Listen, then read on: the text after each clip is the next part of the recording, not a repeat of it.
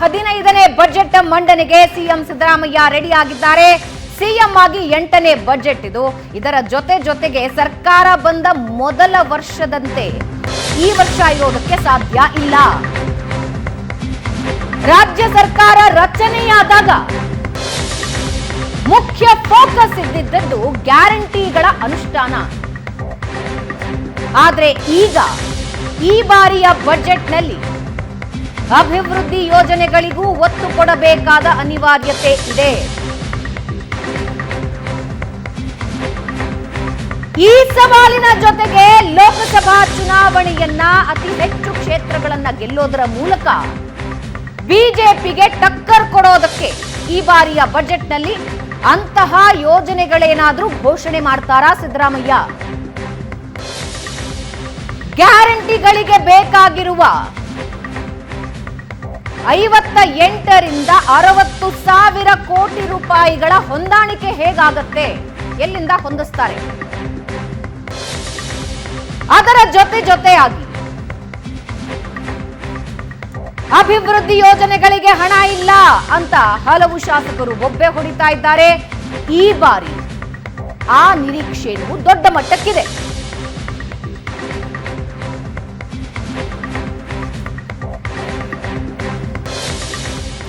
ಇನ್ನು ಗ್ಯಾರಂಟಿ ಸರ್ಕಾರದ 2ನೇ ಬಜೆಟ್ಗೆ ಕ್ಷಣಗಣನೆ ಶುರುವಾಗಿದೆ. ಭಾಗ್ಯಗಳ ಸಿಎಂ ಸಿದ್ದರಾಮಯ್ಯ ಅವರ ಬಜೆಟ್ ಮೇಲೆ 106 ನಿರೀಕ್ಷೆಗಳಿವೆ. ರಾಜಧಾನಿ ಬೆಂಗಳೂರಿಗೆ ಎಷ್ಟು ಸಿಗುತ್ತೆ? ಜಿಲ್ಲಾವಾರು ಲೆಕ್ಕಾಚಾರ ಎಷ್ಟು? ಸಿದ್ದು ಸರ್ಕಾರದ ಮೊದಲ ಬಜೆಟ್ನ ನಿರೀಕ್ಷೆಗಳೇನು? ಈ ಹಿಂದೆ ಸರ್ಕಾರ ರಚನೆಯಾದಾಗ ಬಜೆಟ್ ಮಂಡನೆಯಾಗಿತ್ತು. ಆದರೆ ಈ ಬಾರಿಯ ಬಜೆಟ್ 100 ನಿರೀಕ್ಷೆಗಳನ್ನ, ಬೆಟ್ಟದಷ್ಟು ಬೇಡಿಕೆಗಳನ್ನ ಹೊತ್ಕೊಂಡು ಬರ್ತಾ ಇದೆ. ಆಯಾ ಜಿಲ್ಲೆಗಳಲ್ಲಿ ಕೃಷಿ, ಕೈಗಾರಿಕೆ, ಟೆಕ್ ಪಾರ್ಕ್ಗಳು, ನೀರಾವರಿ ಯೋಜನೆಗಳು, ಅರ್ಧಕ್ಕೆ ನಿಂತ ನೀರಾವರಿ ಯೋಜನೆಗಳು, ಇವುಗಳ ಬಗ್ಗೆ ಜನ ಬೆಟ್ಟದಷ್ಟು ನಿರೀಕ್ಷೆ ಇಟ್ಕೊಂಡಿದ್ದಾರೆ. ಒಂದು ಬಜೆಟ್ನಲ್ಲಿ ಆ ಎಲ್ಲ ನಿರೀಕ್ಷೆಗಳನ್ನು ಸರಿದೂಗಿಸೋದಕ್ಕೆ ಸಾಧ್ಯ ಆಗದೇ ಇದ್ದರೂ ಯಾವ ಜಿಲ್ಲೆಗಳಿಗೆ ಏನು ಸಿಗುತ್ತೆ? ಬ್ರ್ಯಾಂಡ್ ಬೆಂಗಳೂರಿಗೆ ಏನು ಸಿಗುತ್ತೆ? ಬೆಂಗಳೂರಿಗೆ ಪರ್ಯಾಯವಾಗಿ ಬಳಸಬೇಕು ಅಂದುಕೊಳ್ತಾ ಇರೋ ತುಮಕೂರಿಗೆ ಏನು ಸಿಗುತ್ತೆ? ಕಿತ್ತೂರು ಕರ್ನಾಟಕ ಭಾಗದ ನೀರಾವರಿ ಯೋಜನೆಗೆ ಏನ್ ಸಿಗುತ್ತೆ? ಕಲ್ಯಾಣ ಕರ್ನಾಟಕ ಭಾಗಕ್ಕೆ ಏನ್ ಸಿಗುತ್ತೆ? ಕರಾವಳಿಯ ಜನರ ನಿರೀಕ್ಷೆಗಳು ಏನು?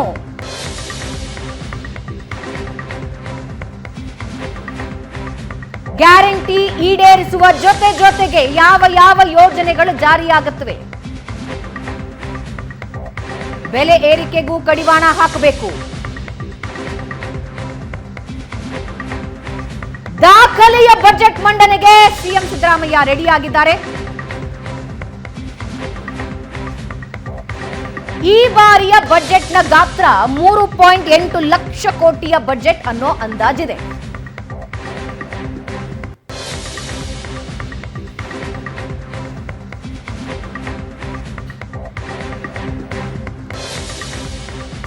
ಬೆಟ್ಟದಷ್ಟು ನಿರೀಕ್ಷೆಗಳು ಈ ಬಾರಿಯ ಬಜೆಟ್ ಮೇಲಿವೆ. ಹಾಗಾದ್ರೆ ಸಿದ್ದರಾಮಯ್ಯ ಸರ್ಕಾರ ಯಾವ ರೀತಿ ಸಿದ್ಧವಾಗಿದೆ ಅನ್ನೋದ್ರ ಬಗ್ಗೆ ಮಾಹಿತಿ ನೀಡೋದಕ್ಕೆ ನಮ್ಮ ಪ್ರತಿನಿಧಿ ಮಾರುತೇಶ್ ಲೈವ್ ನಲ್ಲಿ ಜಾಯಿನ್ ಆಗ್ತಾ ಇದ್ದಾರೆ. ಶರತ್ ನಮ್ಮೊಂದಿಗೆ ಲೈವ್ ನಲ್ಲಿ ಜಾಯಿನ್ ಆಗ್ತಾ ಇದ್ದಾರೆ. ಶರತ್, ಬೆಟ್ಟದಷ್ಟು ನಿರೀಕ್ಷೆ ಇದೆ. ಈ ಹಿಂದೆ ಗ್ಯಾರಂಟಿಗಳ ಅನುಷ್ಠಾನವೇ ದೊಡ್ಡ ಸವಾಲಾಗಿತ್ತು. ಮೊದಲ ಬಜೆಟ್ ಸರ್ಕಾರ ರಚನೆಯಾದ ಮೇಲೆ ಮೊದಲ ಬಜೆಟ್ ದೊಡ್ಡ ನಿರೀಕ್ಷೆ ಇದ್ದಿದ್ದು ಗ್ಯಾರಂಟಿಗಳ ಅನುಷ್ಠಾನ ಆಗಬೇಕು ಅಂತ. ಆದ್ರೆ ಈಗ ಉಳಿದ ವಲಯಗಳ ಬಗ್ಗೆ ಖಂಡಿತ ಗಮನ ಹರಿಸಬೇಕಾಗಿದೆ. ಸೊ ರಾಜ್ಯದ ನಿರೀಕ್ಷೆ ಏನಿದೆ? ಸರ್ಕಾರ ಯಾವ ರೀತಿ ರೆಡಿ ಆಗ್ತಾ ಇದೆ? ಭಾವನಾ, ನಿರೀಕ್ಷೆ ಎಷ್ಟಿದೆಯೋ ಅಷ್ಟೇ ದೊಡ್ಡ ಸವಾಲು ಮುಖ್ಯಮಂತ್ರಿ ಸಿದ್ದರಾಮಯ್ಯನವರ ಮುಂದೆ ಇದೆ. ಯಾಕೆಂತಂದ್ರೆ ಈಗಾಗಲೇ ದಾಖಲೆ ಬಜೆಟ್ 15ನೇ ಬಜೆಟ್ನ ಇವತ್ತು ಅವರು ಮಂಡಿಸ್ತಾ ಇರುವಂತದ್ದು. ಈ ಹಿಂದೆ ಬಜೆಟ್ ಮಂಡಿಸಿದ್ದಕ್ಕೂ ಈಗ ಮಂಡಿಸ್ತಾ ಇರುವಂತ ಬಜೆಟ್ ಮಂಡನೆಗೂ ಸಾಕಷ್ಟು ವ್ಯತ್ಯಾಸ ಇದೆ. ಈಗ ದೊಡ್ಡ ಸವಾಲಿದೆ.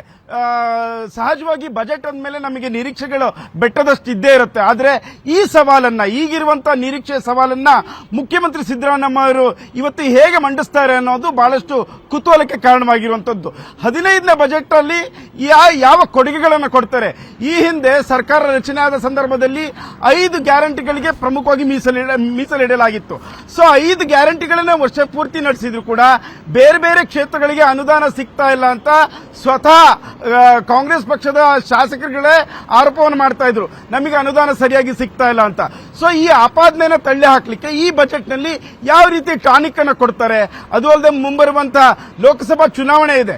ಸೊ ಇದಕ್ಕೆ ಈ ಲೋಕಸಭಾ ಚುನಾವಣೆಯಲ್ಲೂ ಕೂಡ ಕಾಂಗ್ರೆಸ್ ಪಕ್ಷ ಅತಿ ಹೆಚ್ಚು ಸ್ಥಾನ ಗೆಲ್ಲಬೇಕಾದಂತ ಅನಿವಾರ್ಯತೆ ಇದೆ.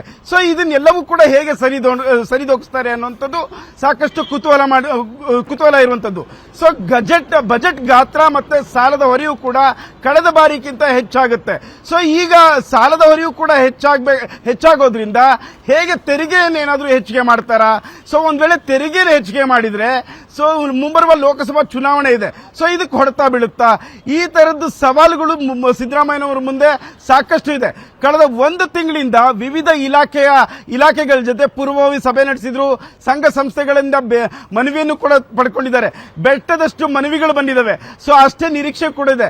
ಸೊ ಈ ಸವಾಲನ್ನ ಹೇಗೆ ಪರಿಗಣಿಸ್ತಾರೆ ಅನ್ನುವಂಥದ್ದು ನಮಗಿರುವಂತಹ ಕುತೂಹಲ. ಲೆಕ್ಕರಾಮಯ್ಯ ಅಂತ ನಾವು ಕರಿತೀವಿ. ಸೊ ಈಗಾಗಲೇ ಕೇಂದ್ರದಿಂದ ಬರಬೇಕಾದಂತ ಪಾಲು ಬರ್ತಾ ಇಲ್ಲ ಅಂತ ದೆಹಲಿ ಮಟ್ಟದಲ್ಲೂ ಹೋಗಿ ಒಂದಿಷ್ಟು ಪ್ರತಿಭಟನೆಯನ್ನ ಮಾಡಿ ಬಂದಿದ್ದಾರೆ. ಸೊ ಈಗ ನೀವೇನ್ ಕೊಡ್ತೀರಾ ಹೇಳಿ ಅನ್ನೋದು ವಿಪಕ್ಷಗಳ ಆರೋಪವಾಗಿತ್ತು. ಸೊ ಈಗ ಅದೇ ಸಮಯದಲ್ಲಿ ಬಜೆಟ್ ಕೂಡ ಬಂದಿರುವಂತದ್ದು. ಈ ಬಜೆಟ್ ಅಲ್ಲಿ ಏನ್ ಕೊಡುಗೆಯನ್ನು ಕೊಡ್ತಾರೆ?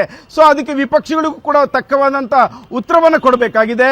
ಲೋಕಸಭಾ ಚುನಾವಣೆ ಹತ್ರ ಬರ್ತಾ ಇದೆ, ಇದಕ್ಕೂ ಪೂರಕವಾಗಿ ಜನಸ್ನೇಹಿಯಾದಂತ ಬಜೆಟ್ ನ ಕೊಡಬೇಕು. ತೆರಿಗೆಯನ್ನು ಕೂಡ ಹೆಚ್ಚಿಗೆ ಮಾಡೋ ಹಾಗಿಲ್ಲ. ಒಂದ್ ವೇಳೆ ತೆರಿಗೆ ಹೆಚ್ಚಿಗೆ ಮಾಡಿದ್ರೆ ಲೋಕಸಭಾ ಚುನಾವಣೆಯಲ್ಲಿ ಪೆಟ್ಟು ಬೀಳುವಂತ ಸಾಧ್ಯತೆ ಇದೆ. ಸೊ ಇದೆಲ್ಲವನ್ನೂ ಕೂಡ ಸರಿದೂಗಿಸಿ ಅಭಿವೃದ್ಧಿ ಪೂರಕವಾದಂತ ಬಜೆಟ್ ಅನ್ನ ಕೊಡಬೇಕಾದಂತ ಅನಿವಾರ್ಯತೆ ಸಿದ್ದರಾಮಯ್ಯನವರ ಮುಂದಿದೆ. ಸೊ 3,80,00,000 ಕೋಟಿ ಈ ಬಾರಿ ಬಜೆಟ್ ಆಗುತ್ತೆ ಅಂತ ಹೇಳ್ತಾ ಇದ್ದಾರೆ. ಸೊ ಇದರೊಳಗೆ ಯಾವ್ಯಾವ ವಲಯಗಳಿಗೆ ಎಷ್ಟು ಕೊಡ್ತಾರೆ, ಯಾವ ಕ್ಷೇತ್ರಕ್ಕೆ ಹೆಚ್ಚಿನ ಒತ್ತು ಕೊಡ್ತಾರೆ ಅನ್ನುವಂಥದ್ದು ಈಗಿರುವಂತಹ ಕುತೂಹಲ. ಈಗಿನ ಪರಿಸ್ಥಿತಿಯಲ್ಲಿ ರಾಜ್ಯದಲ್ಲಿ ಬರ ಎದುರಾಗಿದೆ.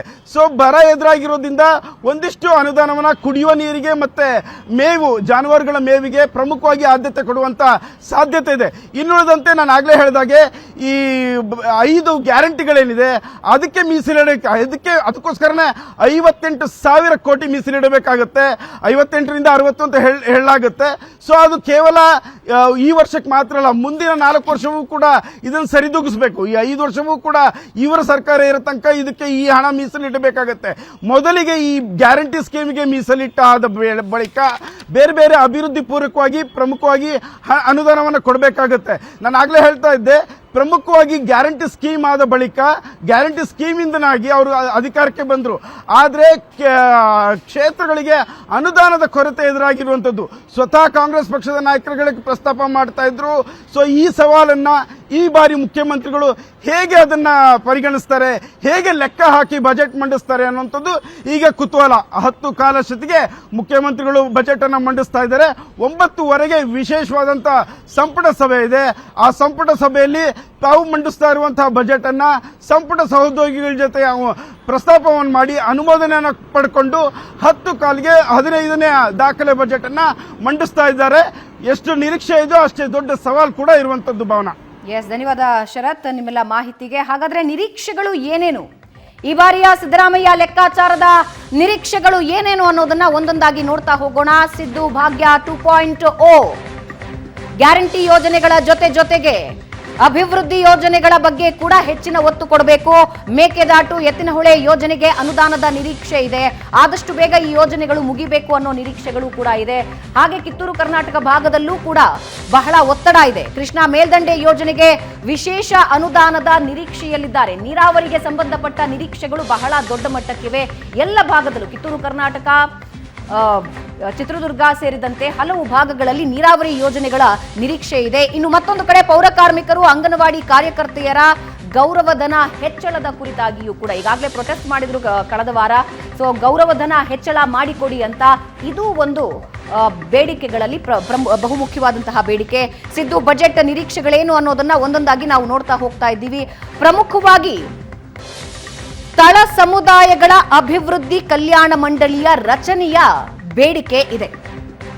ಸಿದ್ದು ಸರ್ಕಾರದಲ್ಲಿ ಈ ಬಾರಿಯ ನಿರೀಕ್ಷೆಗಳು ಏನೇನು ಅನ್ನೋದನ್ನ ಒಂದೊಂದಾಗಿ ನಾವು ನಿಮಗೆ ಸ್ಕ್ರೀನ್ ನಲ್ಲಿ ತೋರಿಸ್ತಾ ಇದ್ದೀವಿ. ಅಲ್ಪಸಂಖ್ಯಾತರ ಅಭಿವೃದ್ಧಿಗೆ ಈ ಬಾರಿ 5,000 ಕೋಟಿ ವಿಶೇಷ ನಿಧಿ ಕೊಡುವ ಸಾಧ್ಯತೆ ಇದೆ. ಈಗಾಗಲೇ ಸಿದ್ದರಾಮಯ್ಯ ಅವರು ಈ ಬಗ್ಗೆ ಘೋಷಣೆ ಮಾಡಿದ್ದಾರೆ. ಈ ಬಾರಿ ಮೀಸಲಿಡ್ತಾರ ದುಡ್ಡು ಅನ್ನೋದು ಪ್ರಶ್ನೆಯಾಗಿದೆ. ಸಂತ ಶಿಶುನಾಳ ಶರೀಫ ಭಗೀರಥ ಪ್ರತಿಮೆ ನಿರ್ಮಾಣಕ್ಕೆ ಅನುದಾನ ಮೀಸಲಿಡ್ತಾರ? ಕೆಲವೊಂದು ನಿರೀಕ್ಷೆಗಳು, ಆಯಾ ಭಾಗದ ನಿರೀಕ್ಷೆಗಳನ್ನ ನಾವು ನಿಮ್ಮ ಮುಂದೆ ಇಡ್ತಾ ಹೋಗ್ತಾ ಇದ್ದೀವಿ. ಬಜೆಟ್ ಅಂದ ತಕ್ಷಣ ಅಭಿವೃದ್ಧಿ ಯೋಜನೆಗಳು ಸೇರಿದಂತೆ ಇತರ ಯೋಜನೆಗಳನ್ನ ಕೂಡ ಗಮನದಲ್ಲಿಟ್ಕೊಳ್ಬೇಕಾಗುತ್ತೆ. SC/ST ಸಮುದಾಯದ ಯುವತಿಯರ ಉನ್ನತ ಶಿಕ್ಷಣಕ್ಕೆ ಯೋಜನೆ ಘೋಷಣೆಯಾಗತ್ತಾ? ಅದಕ್ಕೆ ಎಷ್ಟು ಹಣ ಮೀಸಲಿಡಲಾಗುತ್ತೆ? ಸಿದ್ದರಾಮಯ್ಯ ಸರ್ಕಾರದಲ್ಲಿ ಈ ಬಾರಿ ಅಭಿವೃದ್ಧಿ ಯೋಜನೆಗಳಿಗೆ ಹೆಚ್ಚಿನ ಒತ್ತು ಕೊಡ್ತಾರ? ಗರ್ಭಕೋಶ ರೋಗದಿಂದ ಬಳಲುವ ಮಹಿಳೆಯರ ಚಿಕಿತ್ಸೆಗೆ ಯೋಜನೆ ರಾಜ್ಯ ಸರ್ಕಾರದಿಂದ ಘೋಷಣೆ ಆಗಬೇಕು ಅನ್ನೋ ಒಂದು ನಿರೀಕ್ಷೆ ಇದೆ. ಆ ನಿರೀಕ್ಷೆ ಈ ಬಾರಿ ನಿಜ ಆಗತ್ತಾ? ಇದರ ಜೊತೆಗೆ ಅನಾಥ ಮಕ್ಕಳ ಶಿಕ್ಷಣಕ್ಕಾಗಿ ವಿಶೇಷ ಶಾಲೆಗಳ ನಿರ್ಮಾಣಕ್ಕೆ ಪ್ಲಾನ್ ಮಾಡಿಕೊಳ್ಳಲಾಗಿದೆ. ಹೈನುಗಾರಿಕೆ ಪ್ರೋತ್ಸಾಹಕ್ಕೆ ಉತ್ತರ ಕರ್ನಾಟಕದಲ್ಲಿ KMF ತರಬೇತಿ ಘಟಕದ ನಿರೀಕ್ಷೆ ಇಟ್ಕೊಂಡಿದ್ದಾರೆ. ಈ ಎಲ್ಲದರ ನಡುವೆ ಗ್ಯಾರಂಟಿ ಯೋಜನೆಗಳಿಗೆ ಹಣ ಮೀಸಲಿಡಬೇಕು, ಅಭಿವೃದ್ಧಿ ಯೋಜನೆಗಳನ್ನು ತರಬೇಕು. ಅಭಿವೃದ್ಧಿ ಯೋಜನೆಗಳು ಕೆಲವೊಂದು ಏನು ಅನುದಾನ ಇಲ್ಲದೆ ನಿಂತಿವೆ, ಅವುಗಳಿಗೆ ಈಗ ಹಣ ಹೊಂದಿಸಬೇಕು. ಈಗ ಒಂದು ಮನೆಯಲ್ಲಿ ಬರ್ತಾ ಇರುವಂತಹ ಸಂಬಳ, ಮಾಡಿರುವ ಸಾಲದ ಮೇಲಿನ ಬಡ್ಡಿ, ಮನೆಯಲ್ಲಿ ಇರುವ ಎಲ್ಲರಿಗೂ ಬಂದಿರುವ ಸಂಬಳದಲ್ಲಿ ಹೇಗೆ ದುಡ್ಡನ್ನು ವಿತರಿಸಬೇಕು, ಬಹಳ ದೊಡ್ಡ ನಿರೀಕ್ಷೆ ಇರುತ್ತೆ. ಗ್ಯಾರಂಟಿ ಲೆಕ್ಕಾಚಾರ ನಾವು ನೋಡ್ತಾ ಹೋಗೋದಾದ್ರೆ 5 ಗ್ಯಾರಂಟಿ ಯೋಜನೆಗಳಿಗೆ ಕಳೆದ ಬಾರಿ 58,225 ಕೋಟಿ ರೂಪಾಯಿ ಮೀಸಲಿಡಲಾಗಿತ್ತು. ಈ ಬಾರಿ ಸುಮಾರು 60,000 ಕೋಟಿ ರೂಪಾಯಿಗಳನ್ನ ಬ್ಯಾಲೆನ್ಸ್ ಮಾಡೋದು ಹೇಗೆ? ಗೃಹಜ್ಯೋತಿ ಯೋಜನೆಗೆ 13,950 ಕೋಟಿ ರೂಪಾಯಿಗಳು ಬೇಕಾಗುತ್ತೆ. ಅನ್ನಭಾಗ್ಯ ಯೋಜನೆಗೆ 10,275 ಕೋಟಿ ರೂಪಾಯಿಗಳು. ಶಕ್ತಿ ಯೋಜನೆಗೆ 4,000, ಗೃಹಲಕ್ಷ್ಮಿ ಯೋಜನೆಗೆ 30,000 ಕೋಟಿ ರೂಪಾಯಿಗಳು. ಯುವ ನಿಧಿಗೆ ಸುಮಾರು 1,200ರಿಂದ 1,300 ಕೋಟಿ ರೂಪಾಯಿಗಳನ್ನ ಮೀಸಲಿಡಬೇಕು. ಓವರ್ ಆಲ್ ಲೆಕ್ಕ ಹಾಕಿದ್ರೆ 60,000 ಕೋಟಿ ರೂಪಾಯಿಗಳನ್ನ ಮೀಸಲಿಡಬೇಕು. ಇದು ದೊಡ್ಡ ಚಾಲೆಂಜ್. ಎಸ್, ಈ ಎಲ್ಲದರ ಬಗ್ಗೆ ನಮ್ಮ ಜೊತೆ ಮಾತನಾಡೋದಕ್ಕೆ ಗಣ್ಯ ಅತಿಥಿಗಳು ಜಾಯಿನ್ ಆಗಿದ್ದಾರೆ. ಅವರನ್ನ ಮಾತನಾಡಿಸೋಣ. ಆರ್ಥಿಕ ತಜ್ಞರಾದಂತಹ ಮುರಳೀಧರ್ ಅವರಿದ್ದಾರೆ. ಸರ್ ನಮಸ್ಕಾರ, ಕಾರ್ಯಕ್ರಮಕ್ಕೆ ಸ್ವಾಗತ. ಬಿಜೆಪಿ ವಕ್ತಾರರಾದ ಸುರಭಿ ಹೊದಿಗೆರೆ ಅವರು ನಮ್ಮ ಜೊತೆ ಇದ್ದಾರೆ. ಸುರಭಿ ಅವರೇ ನಮಸ್ಕಾರ, ಕಾರ್ಯಕ್ರಮಕ್ಕೆ ಸ್ವಾಗತ. ಕಾಂಗ್ರೆಸ್ ವಕ್ತಾರರಾದ ಅನಿಲ್ ಅವರಿದ್ದಾರೆ. ಅನಿಲ್ ಅವರೇ ನಮಸ್ಕಾರ, ನಿಮಗೂ ಕೂಡ ಕಾರ್ಯಕ್ರಮಕ್ಕೆ ಸ್ವಾಗತ. ಮೊದಲಿಗೆ ನಿಮ್ಮಿಂದಲೇ ಆರಂಭಿಸ್ತೀನಿ. ಅನಿಲ್, ಬಹಳ ದೊಡ್ಡ ನಿರೀಕ್ಷೆ ಇದೆ. ಕಳೆದ ಬಾರಿಯ ಬಜೆಟ್ ಏನಾಗಿತ್ತು ಅಂದ್ರೆ ಗ್ಯಾರಂಟಿಗಳ ಮೇಲೆ ಹೆಚ್ಚಿನ ಫೋಕಸ್ ಇತ್ತು. ಜನಸಾಮಾನ್ಯ ಕೂಡ ಗ್ಯಾರಂಟಿಗಳ ಅನುಷ್ಠಾನ ಮಾಡ್ತಾರಾ ಇಲ್ವಾ ಈ ಗೊಂದಲದಲ್ಲಿತ್ತು. ಅಂಡ್ 5 ಅನುಷ್ಠಾನ ಆಗಿದೆ. ಆದ್ರೆ ಇದಾದ ಮೇಲೆ ಈ ಬಾರಿಯ ಬಜೆಟ್ ಅಭಿವೃದ್ಧಿ ಮತ್ತು ಗ್ಯಾರಂಟಿ ಸಮತೋಲನವಾಗಿ ಮುಂದುವರಿಬೇಕು. ಅಂಡ್ ಬರ ಅತಿ ದೊಡ್ಡ ಏಟ್ ಕೊಟ್ಟಿದೆ ರಾಜ್ಯದ ಮೇಲೆ. 223 ತಾಲೂಕುಗಳು ಬರಪೀಡಿತ. ಅವುಗಳಿಗೆ ಏನು ಕೊಡಬೇಕು ಅನ್ನೋದು ದೊಡ್ಡ ನಿರೀಕ್ಷೆ. ಮೊದಲನೇ ವಿಚಾರ ಹೇಳಬೇಕು ಅಂದರೆ, ನೀವು ಹೇಳಿದ್ದ ಅಷ್ಟೂ ವಿಚಾರಗಳು ಸತ್ಯಕ್ಕೆ ಭಾಳ ಹತ್ತಿರವಾದಂಥ ವಿಚಾರಗಳು. ಈಗ ನಮ್ಮ ಎದುರುಗಡೆ ಇರುವಂಥ ಸವಾಲು ಬರ ಒಂದು ಕಡೆ ಆದರೆ, ಮುಂದಿನ ದಿನದಲ್ಲಿ ನೀರು ಪೂರೈಕೆ ಅದು ಎಂಥ ದೊಡ್ಡ ಸಮಸ್ಯೆ ಅನ್ನೋದು ಸಹ ನಮ್ಮ ಎದುರುಗಡೆ ಇರುವಂಥದ್ದು. ಅದೇ ರೀತಿ ಯಾರು ನಮ್ಮ ಇವ್ರು ಹೇಳ್ತಾ ಇದ್ರು, ಶರತ್ ಅವರು ಹೇಳ್ತಾ ಇದ್ರು, ಎಲೆಕ್ಷನ್ ಸಹ ಎದುರುಗಡೆ ಇರುವಂಥದ್ದು, ನಮ್ಮ ಎದುರುಗಡೆ ಇರುವಂಥದ್ದು ಎಲೆಕ್ಷನ್ನು ಸಹ. ಅದರೊಟ್ಟಿಗೆ ಸರ್ಟನ್ MLAಸ್ಗಳು ಅವರ ನೋವನ್ನು ತೋಡ್ಕೊಂಡಿದ್ದು ಸಹ ನಿಜ. ನಮಗೆ ಜಾಸ್ತಿ ಅನುದಾನ ಬೇಕು, ಯಾಕಂದರೆ ಮೊದಲನೇ ಬಾರಿ ಗೆದ್ದಿದ್ದೀವಿ ನಾವು ಮತ್ತೊಂದು ಬಾರಿ ಗೆಲ್ಲಬೇಕು ಅಂತಂದರೆ ನಮಗೆ ಅನುದಾನ ಸಿಕ್ಕರೆ ಮಾತ್ರನೇ. ಇದೆಲ್ಲ ಸವಾಲುಗಳು ಇದೆ ನಮ್ಮ ಎದುರುಗಡೆ. ಸೊ ಸರಿಸುಮಾರು 14 ಬಜೆಟ್ಗಳು ಇಡೀ ದೇಶದಲ್ಲಿ ಯಾರು ಮಾಡಿದರೆ ಕೆಲವೇ ವ್ಯಕ್ತಿಗಳು ಅಂತೇಳಿ ನಾನು ಭಾವಿಸ್ತೀನಿ. ಅದರಲ್ಲಿ ಪ್ರಮುಖವಾಗಿ ಪ್ರಮುಖ ಸ್ಥಾನದಲ್ಲಿ ನಿಂತ್ಕೊಳ್ಳೋದು ಸಿದ್ದರಾಮಯ್ಯನವರು ಅಂತ ಹೇಳಿದ್ರು ಸಹ ಅದರಲ್ಲೇನು ತಪ್ಪಾಗಲಿಕ್ಕಿಲ್ಲ ಅಂತೇಳಿ ಭಾವಿಸ್ತೀನಿ. ಸೊ ಹಂಗಾಗಿ ಅವ್ರಿಗೆ ಬೇಕಾದಷ್ಟು ಅನುಭವ ಇದೆ. ಆಮೇಲೆ ಮೇಡಮ್, ಇನ್ನೊಂದು ವಿಚಾರ ಏನು ಅಂತಂದರೆ, ನಾವೆಲ್ಲರೂ ಗಮನಿಸಬೇಕಾಗಿರೋದು ಸರಿಸುಮಾರು 77,000 ಕೋಟಿ ಇನ್ವೆಸ್ಟ್ಮೆಂಟ್ ಬಂದಿದೆ just in the month of 8 months. 77,000 ಕೋಟಿ, that's a very big number. So ಈಗ ನಾನು ಏನು ಕೇಳ್ತಾ ಇದ್ದೀನಿ ಅಂತಂದರೆ, ರೆವಿನ್ಯೂ ರಿಸೀಟ್ಸು, ನನ್ನ ಮನೆಗೆ ನನಗೆ ಎಷ್ಟು ದುಡ್ಡು ಬರುತ್ತೋ ಅದ್ರ ಮೇಲೆ ನಾನು ಖರ್ಚು ಮಾಡುವಂಥ ಲೆಕ್ಕಾಚಾರಗಳನ್ನ ಹಾಕ್ಕೊಳ್ಬೇಕಾಗ್ತದೆ. ಇವತ್ತು ರೆವಿನ್ಯೂ ರಿಸೀಟ್ಸ್ ಹೆಂಗೆ ಇನ್ಕ್ರೀಸ್ ಮಾಡಬೇಕು ಅನ್ನೋದು ನೋಡಬೇಕು. ರೆವಿನ್ಯೂ ರಿಸೀಟ್ಸ್ ಅಂದ್ರೇನು? ಡೈರೆಕ್ಟಾಗಿ ಟ್ಯಾಕ್ಸ್ ಮೂಲಕ ಬರುವಂಥದ್ದು. ಟ್ಯಾಕ್ಸ್ ಹೆಂಗೆ ಬರುತ್ತೆ? ಇಲ್ಲಿ ಯಾರು ಹೂಡಿಕೆ ಮಾಡಿರಬೇಕು, ಇಲ್ಲ ಅಂತಂದರೆ ನಾನು ಟ್ಯಾಕ್ಸ್ ಇನ್ಕ್ರೀಸ್ ಮಾಡಿರಬೇಕು, ಇಲ್ಲ ಕಮ್ಮಿ ಮಾಡಬೇಕು ಅಂತಂದರೆ ಟ್ಯಾಕ್ಸ್ ಡಿಕ್ರೀಸ್ ಮಾಡಿರಬೇಕು. ಸೊ ಈ ಥರದ ವಿಚಾರಗಳಲ್ಲಿ ನನಗೆ ರೆವಿನ್ಯೂ ರಿಸೀಟ್ಸ್ ಬರುವಂಥದ್ದು. ಕ್ಯಾಪಿಟಲ್ ರಿಸೀಟ್ಸ್ ಅಂದ್ರೇನು? ನನ್ನ ಹತ್ರ ಇರುವಂಥ ಆಸ್ತಿಯಿಂದ ಏನಾದ್ರು ಬರ್ತಾ ಇದೆಯಾ, ಸೊ ಅದರಿಂದ ನನಗೆ ಬರುವಂಥ ಆಮದಾನಿ ಒಳಗಡೆ ನಾನು ಏನಾದ್ರು ಖರ್ಚು ಮಾಡೋಕ್ಕಾಗುತ್ತಾ ಅನ್ನೋದು ಕ್ಯಾಪಿಟಲ್ ರಿಸೀಟ್ಸ್. ಸೊ ಇಲ್ಲಿ ನಾವು ಇತಿಹಾಸ ನೋಡ್ತಾ ಹೋದರೆ ಅಂದರೆ ಕಳೆದ ಒಂದು 10 ವರ್ಷಗಳ ಇತಿಹಾಸ ನೋಡ್ತಾ ಹೋದರೆ ಇಫ್ ಯು ಲುಕ್ ಎಟ್ 2013ರಿಂದ 2018ರವರೆಗೂ 6,39,899 ಕೋಟಿ ರೂಪಾಯಿ ಅಷ್ಟು ರೆವಿನ್ಯೂ ರಿಸಿಟ್ಸ್ನ ಸಿದ್ದರಾಮಯ್ಯ ಸರ್ಕಾರ ಮಾಡಿತ್ತು. 2013ರಲ್ಲಿ ಇವ್ರು ಯಾವಾಗ ಆಫೀಸ್ ತೊಗೊಂಡ್ರು ಆವತ್ತು ನಮ್ಮ ಹತ್ರ ಇದ್ದಂಥ ರೆವಿನ್ಯೂ ರಿಸಿಟ್ಸ್ ಬಂದು 75,617 ಕೋಟಿ. ಅವರು ಆಫೀಸ್ ಬಿಡಬೇಕಾದ್ರೆ ಅವ್ರ ಹತ್ರ ಇದ್ದಿದ್ದಂಥ ರೆವಿನ್ಯೂ ರಿಸಿಟ್ಸ್ ಬಂದ್ಬಿಟ್ಟು 1,42,730 ಅಂದರೆ ಸರಿಸುಮಾರು 29% ಇನ್ಕ್ರೀಸ್ ಆಯಿತು. ನಾರ್ಮಲಿ ಏನಾಗುತ್ತೆ, ಇದು ಕಾಂಪೌಂಡಿಂಗ್ ಒಳಗೆ ಬೆಳೀತದೆ, ಎವ್ರಿ 6 ವರ್ಷಕ್ಕೆ ಒಂದ್ಸರಿ ಡಬಲ್ ಆಗ್ತಾ ಹೋಗ್ತದೆ. ಟೆಂಟೇಟಿವ್ಲಿ ನೆಕ್ಸ್ಟ್ 10 ವರ್ಷದೊಳಗೆ ನೆಕ್ಸ್ಟ್ 5 ವರ್ಷದೊಳಗೆ ಕರ್ನಾಟಕದ size it will be close to about 12 lakh crore, 12 lakh ಕೋಟಿಯಷ್ಟು ನಾವು ಟ್ಯಾಕ್ಸ್ ರಿಸಿಟ್ಸನ್ನು ಇನ್ಕ್ರೀಸ್ ಮಾಡುವಂಥ ಸಾಧ್ಯತೆ ಇದೆ. ಸೊ ಹಂಗಾಗಿ ನನ್ನ ಅನುಭವದ ಪ್ರಕಾರ ಮುಖ್ಯಮಂತ್ರಿಗಳಿಗೆ ಒಳ್ಳೆ ಅನುಭವ ಇದೆ. ಎಲ್ಲ ವರ್ಗದ ಜನರನ್ನು, ಅದು ಶೋಷಿತರಾಗಿರ್ಬೋದು, ಲೇಬರ್ ಆಗಿರ್ಬೋದು, ಮಹಿಳೆಯರಾಗಿರ್ಬೋದು, ಯೂತ್ ಆಗಿರ್ಬೋದು, ರೈತಾಪವಾದಿ ಆಗಿರ್ಬೋದು, ಎಲ್ಲರನ್ನೂ ಸೇರಿಕೊಂಡು ಒಂದು ಉತ್ತಮವಾದಂಥ ಬಜೆಟನ್ನು ಕೊಡೋದ್ರಲ್ಲಿ ಯಶಸ್ವಿ ಆಗ್ತಾರೆ ಅಂತೇಳಿ ಭಾವಿಸಿದ್ದೀನಿ. ರೈಟ್. ವಾಪಸ್ ಬರ್ತೀವಿ. ಒಂದು ಚಿಕ್ಕ ಬ್ರೇಕ್ ಆದಮೇಲೆ ಯಾವ ಭಾಗಗಳಲ್ಲಿ ಏನೇನು ನಿರೀಕ್ಷೆಗಳಿವೆ, ಬ್ಯಾಲೆನ್ಸ್ ಮಾಡೋದಕ್ಕೆ ಸಿದ್ದರಾಮಯ್ಯ ಅವರ ಮುಂದೆ ಇರುವ ಸೂತ್ರಗಳೇನು ಮಾತಾಡ್ತೀವಿ. ಒಂದು ಚಿಕ್ಕ ಬ್ರೇಕ್ ಆದ್ಮೇಲೆ 15ನೇ ಬಾರಿ ಸಿದ್ದರಾಮಯ್ಯ ಬಜೆಟ್ ಮಂಡಿಸ್ತಾ ಇದ್ದಾರೆ. ಸಿಎಂ ಆಗಿ 8ನೇ ಬಾರಿ ಬಜೆಟ್ ಮಂಡಿಸ್ತಾ ಇದ್ದಾರೆ. ಈಗಾಗಲೇ ನಾನು ಉದಾಹರಣೆ ಕೊಟ್ಟೆ. ಮನೆಗೆ ಒಂದಿಷ್ಟು ಸಂಬಳ ತರ್ತಾರೆ, ಒಂದಷ್ಟು ಸಾಲನೂ ಮಾಡಿರ್ತಾರೆ. ಸಾಲಕ್ಕೆ ಬಡ್ಡಿ ಕಟ್ಟಬೇಕು, ಮನೆಯಲ್ಲಿರೋ ಸದಸ್ಯರೆಲ್ಲರಿಗೂ ಕೂಡ ಎಷ್ಟೆಷ್ಟು ಕೊಡಬೇಕು, ಆಹಾರ ಸಾಮಗ್ರಿಗಳಿಗೆ ಎಷ್ಟು ಬೇಕು, ಎಜುಕೇಷನ್ಗೆ ಎಷ್ಟು ಬೇಕು, ಇವೆಲ್ಲವನ್ನ ಬ್ಯಾಲೆನ್ಸ್ ಮಾಡೋದು ದೊಡ್ಡ ಸವಾಲು. 2024ರ ಲೋಕಸಭಾ ಚುನಾವಣೆಯನ್ನು ಗಮನದಲ್ಲಿಟ್ಕೊಂಡು ಗ್ಯಾರಂಟಿಗಳನ್ನು ಬ್ಯಾಲೆನ್ಸ್ ಮಾಡಿ ಅಭಿವೃದ್ಧಿ ಯೋಜನೆಗಳನ್ನು ಜನರಿಗೆ ಕೊಡಬೇಕಾಗಿದೆ. ಪ್ರತಿ ಜಿಲ್ಲೆಯಲ್ಲೂ ಕೂಡ ಒಂದೊಂದು ನಿರೀಕ್ಷೆ ಇದೆ. ಒಂದಲ್ಲ 10 ನಿರೀಕ್ಷೆಗಳಿವೆ. ಆ 10 ನಿರೀಕ್ಷೆಗಳಲ್ಲಿ ಯಾವುದಕ್ಕೆ ಈ ಬಾರಿ ಇಂಪಾರ್ಟೆನ್ಸ್ ಸಿಗುತ್ತೆ? ಆರ್ಥಿಕ ತಜ್ಞರಾದಂತಹ ಮುರಳೀಧರ್ ಸರ್ ನಮ್ಮ ಜೊತೆ ಇದ್ದಾರೆ. ಮುರಳೀಧರ್ ಸರ್, ನಾನು ಈಗಾಗಲೇ ಹೇಳಿದೆ, ಮನೇಲಿ ಬರೋ ಸಂಬಳ, ಸಾಲ ಎಲ್ಲಾನು ಮ್ಯಾನೇಜ್ ಮಾಡಬೇಕು ಅಂತ. ಆದರೆ ಈ ಬಾರಿ ಸಿದ್ದರಾಮಯ್ಯ ಸರ್ಕಾರಕ್ಕಿರುವ ಸವಾಲು, ಒಂದು, ಗ್ಯಾರಂಟಿಗಳಿಗೆ ದುಡ್ಡು ಮೀಸಲಾಗಿಡಬೇಕು. ಅಭಿವೃದ್ಧಿ ಯೋಜನೆಗಳಿಗೆ ನಮ್ಗೆ ದುಡ್ಡು ಕೊಡ್ತಿಲ್ಲ ಅಂತ ಶಾಸಕರು ಬೊಬ್ಬೆ ಹೊಡಿತಾ ಇದ್ದಾರೆ, ಅದನ್ನ ಮ್ಯಾನೇಜ್ ಮಾಡಬೇಕು. ನೀರಾವರಿ ಯೋಜನೆಗಳು, ಕೃಷಿ, ಲಾಟ್ ಆಫ್ ಥಿಂಗ್ಸ್. ಸರ್, ಈ ಬಾರಿಯ ಬಜೆಟ್ನ ನಿರೀಕ್ಷೆ ಏನು? ನಿರೀಕ್ಷೆ ಎಲ್ಲರಿಗೂ ಇರುತ್ತೆ, ಬಟ್ ಸಿದ್ದರಾಮಯ್ಯನವ್ರಿಗೆ ಸರಾಗವಾಗಿ ಬಜೆಟ್ ಮಂಡಿಸೋ ಕಲೆನೂ ಇದೆ ಒಂದು. ಬಟ್ ಈ ಸಲ ಚಾಲೆಂಜಸ್ ಆರ್ ಮೋರ್. ಲೈಕ್ ಒಂದು, ಎಲೆಕ್ಷನ್ ಫೇಸ್ ಮಾಡಬೇಕು. ಎರಡನೇದು ಬಹುಮುಖ್ಯ, ಎಲೆಕ್ಷನ್ಗಿಂತ ಕಾಮನ್ ಮ್ಯಾನ್ಗೆ ಇದು ಮುಖ್ಯ. 7th ಪೇ ಕಮಿಷನ್ದು ಸ್ಯಾಲರಿ ವಿಚಾರ ಡಿಸಿಷನ್ ತಗೊಳ್ಳೋಷ್ಟು ಧೀಮಂತಿಕೆ ಸಿದ್ದರಾಮಯ್ಯನವರು ತೋರಿಸ್ತಾರಾ?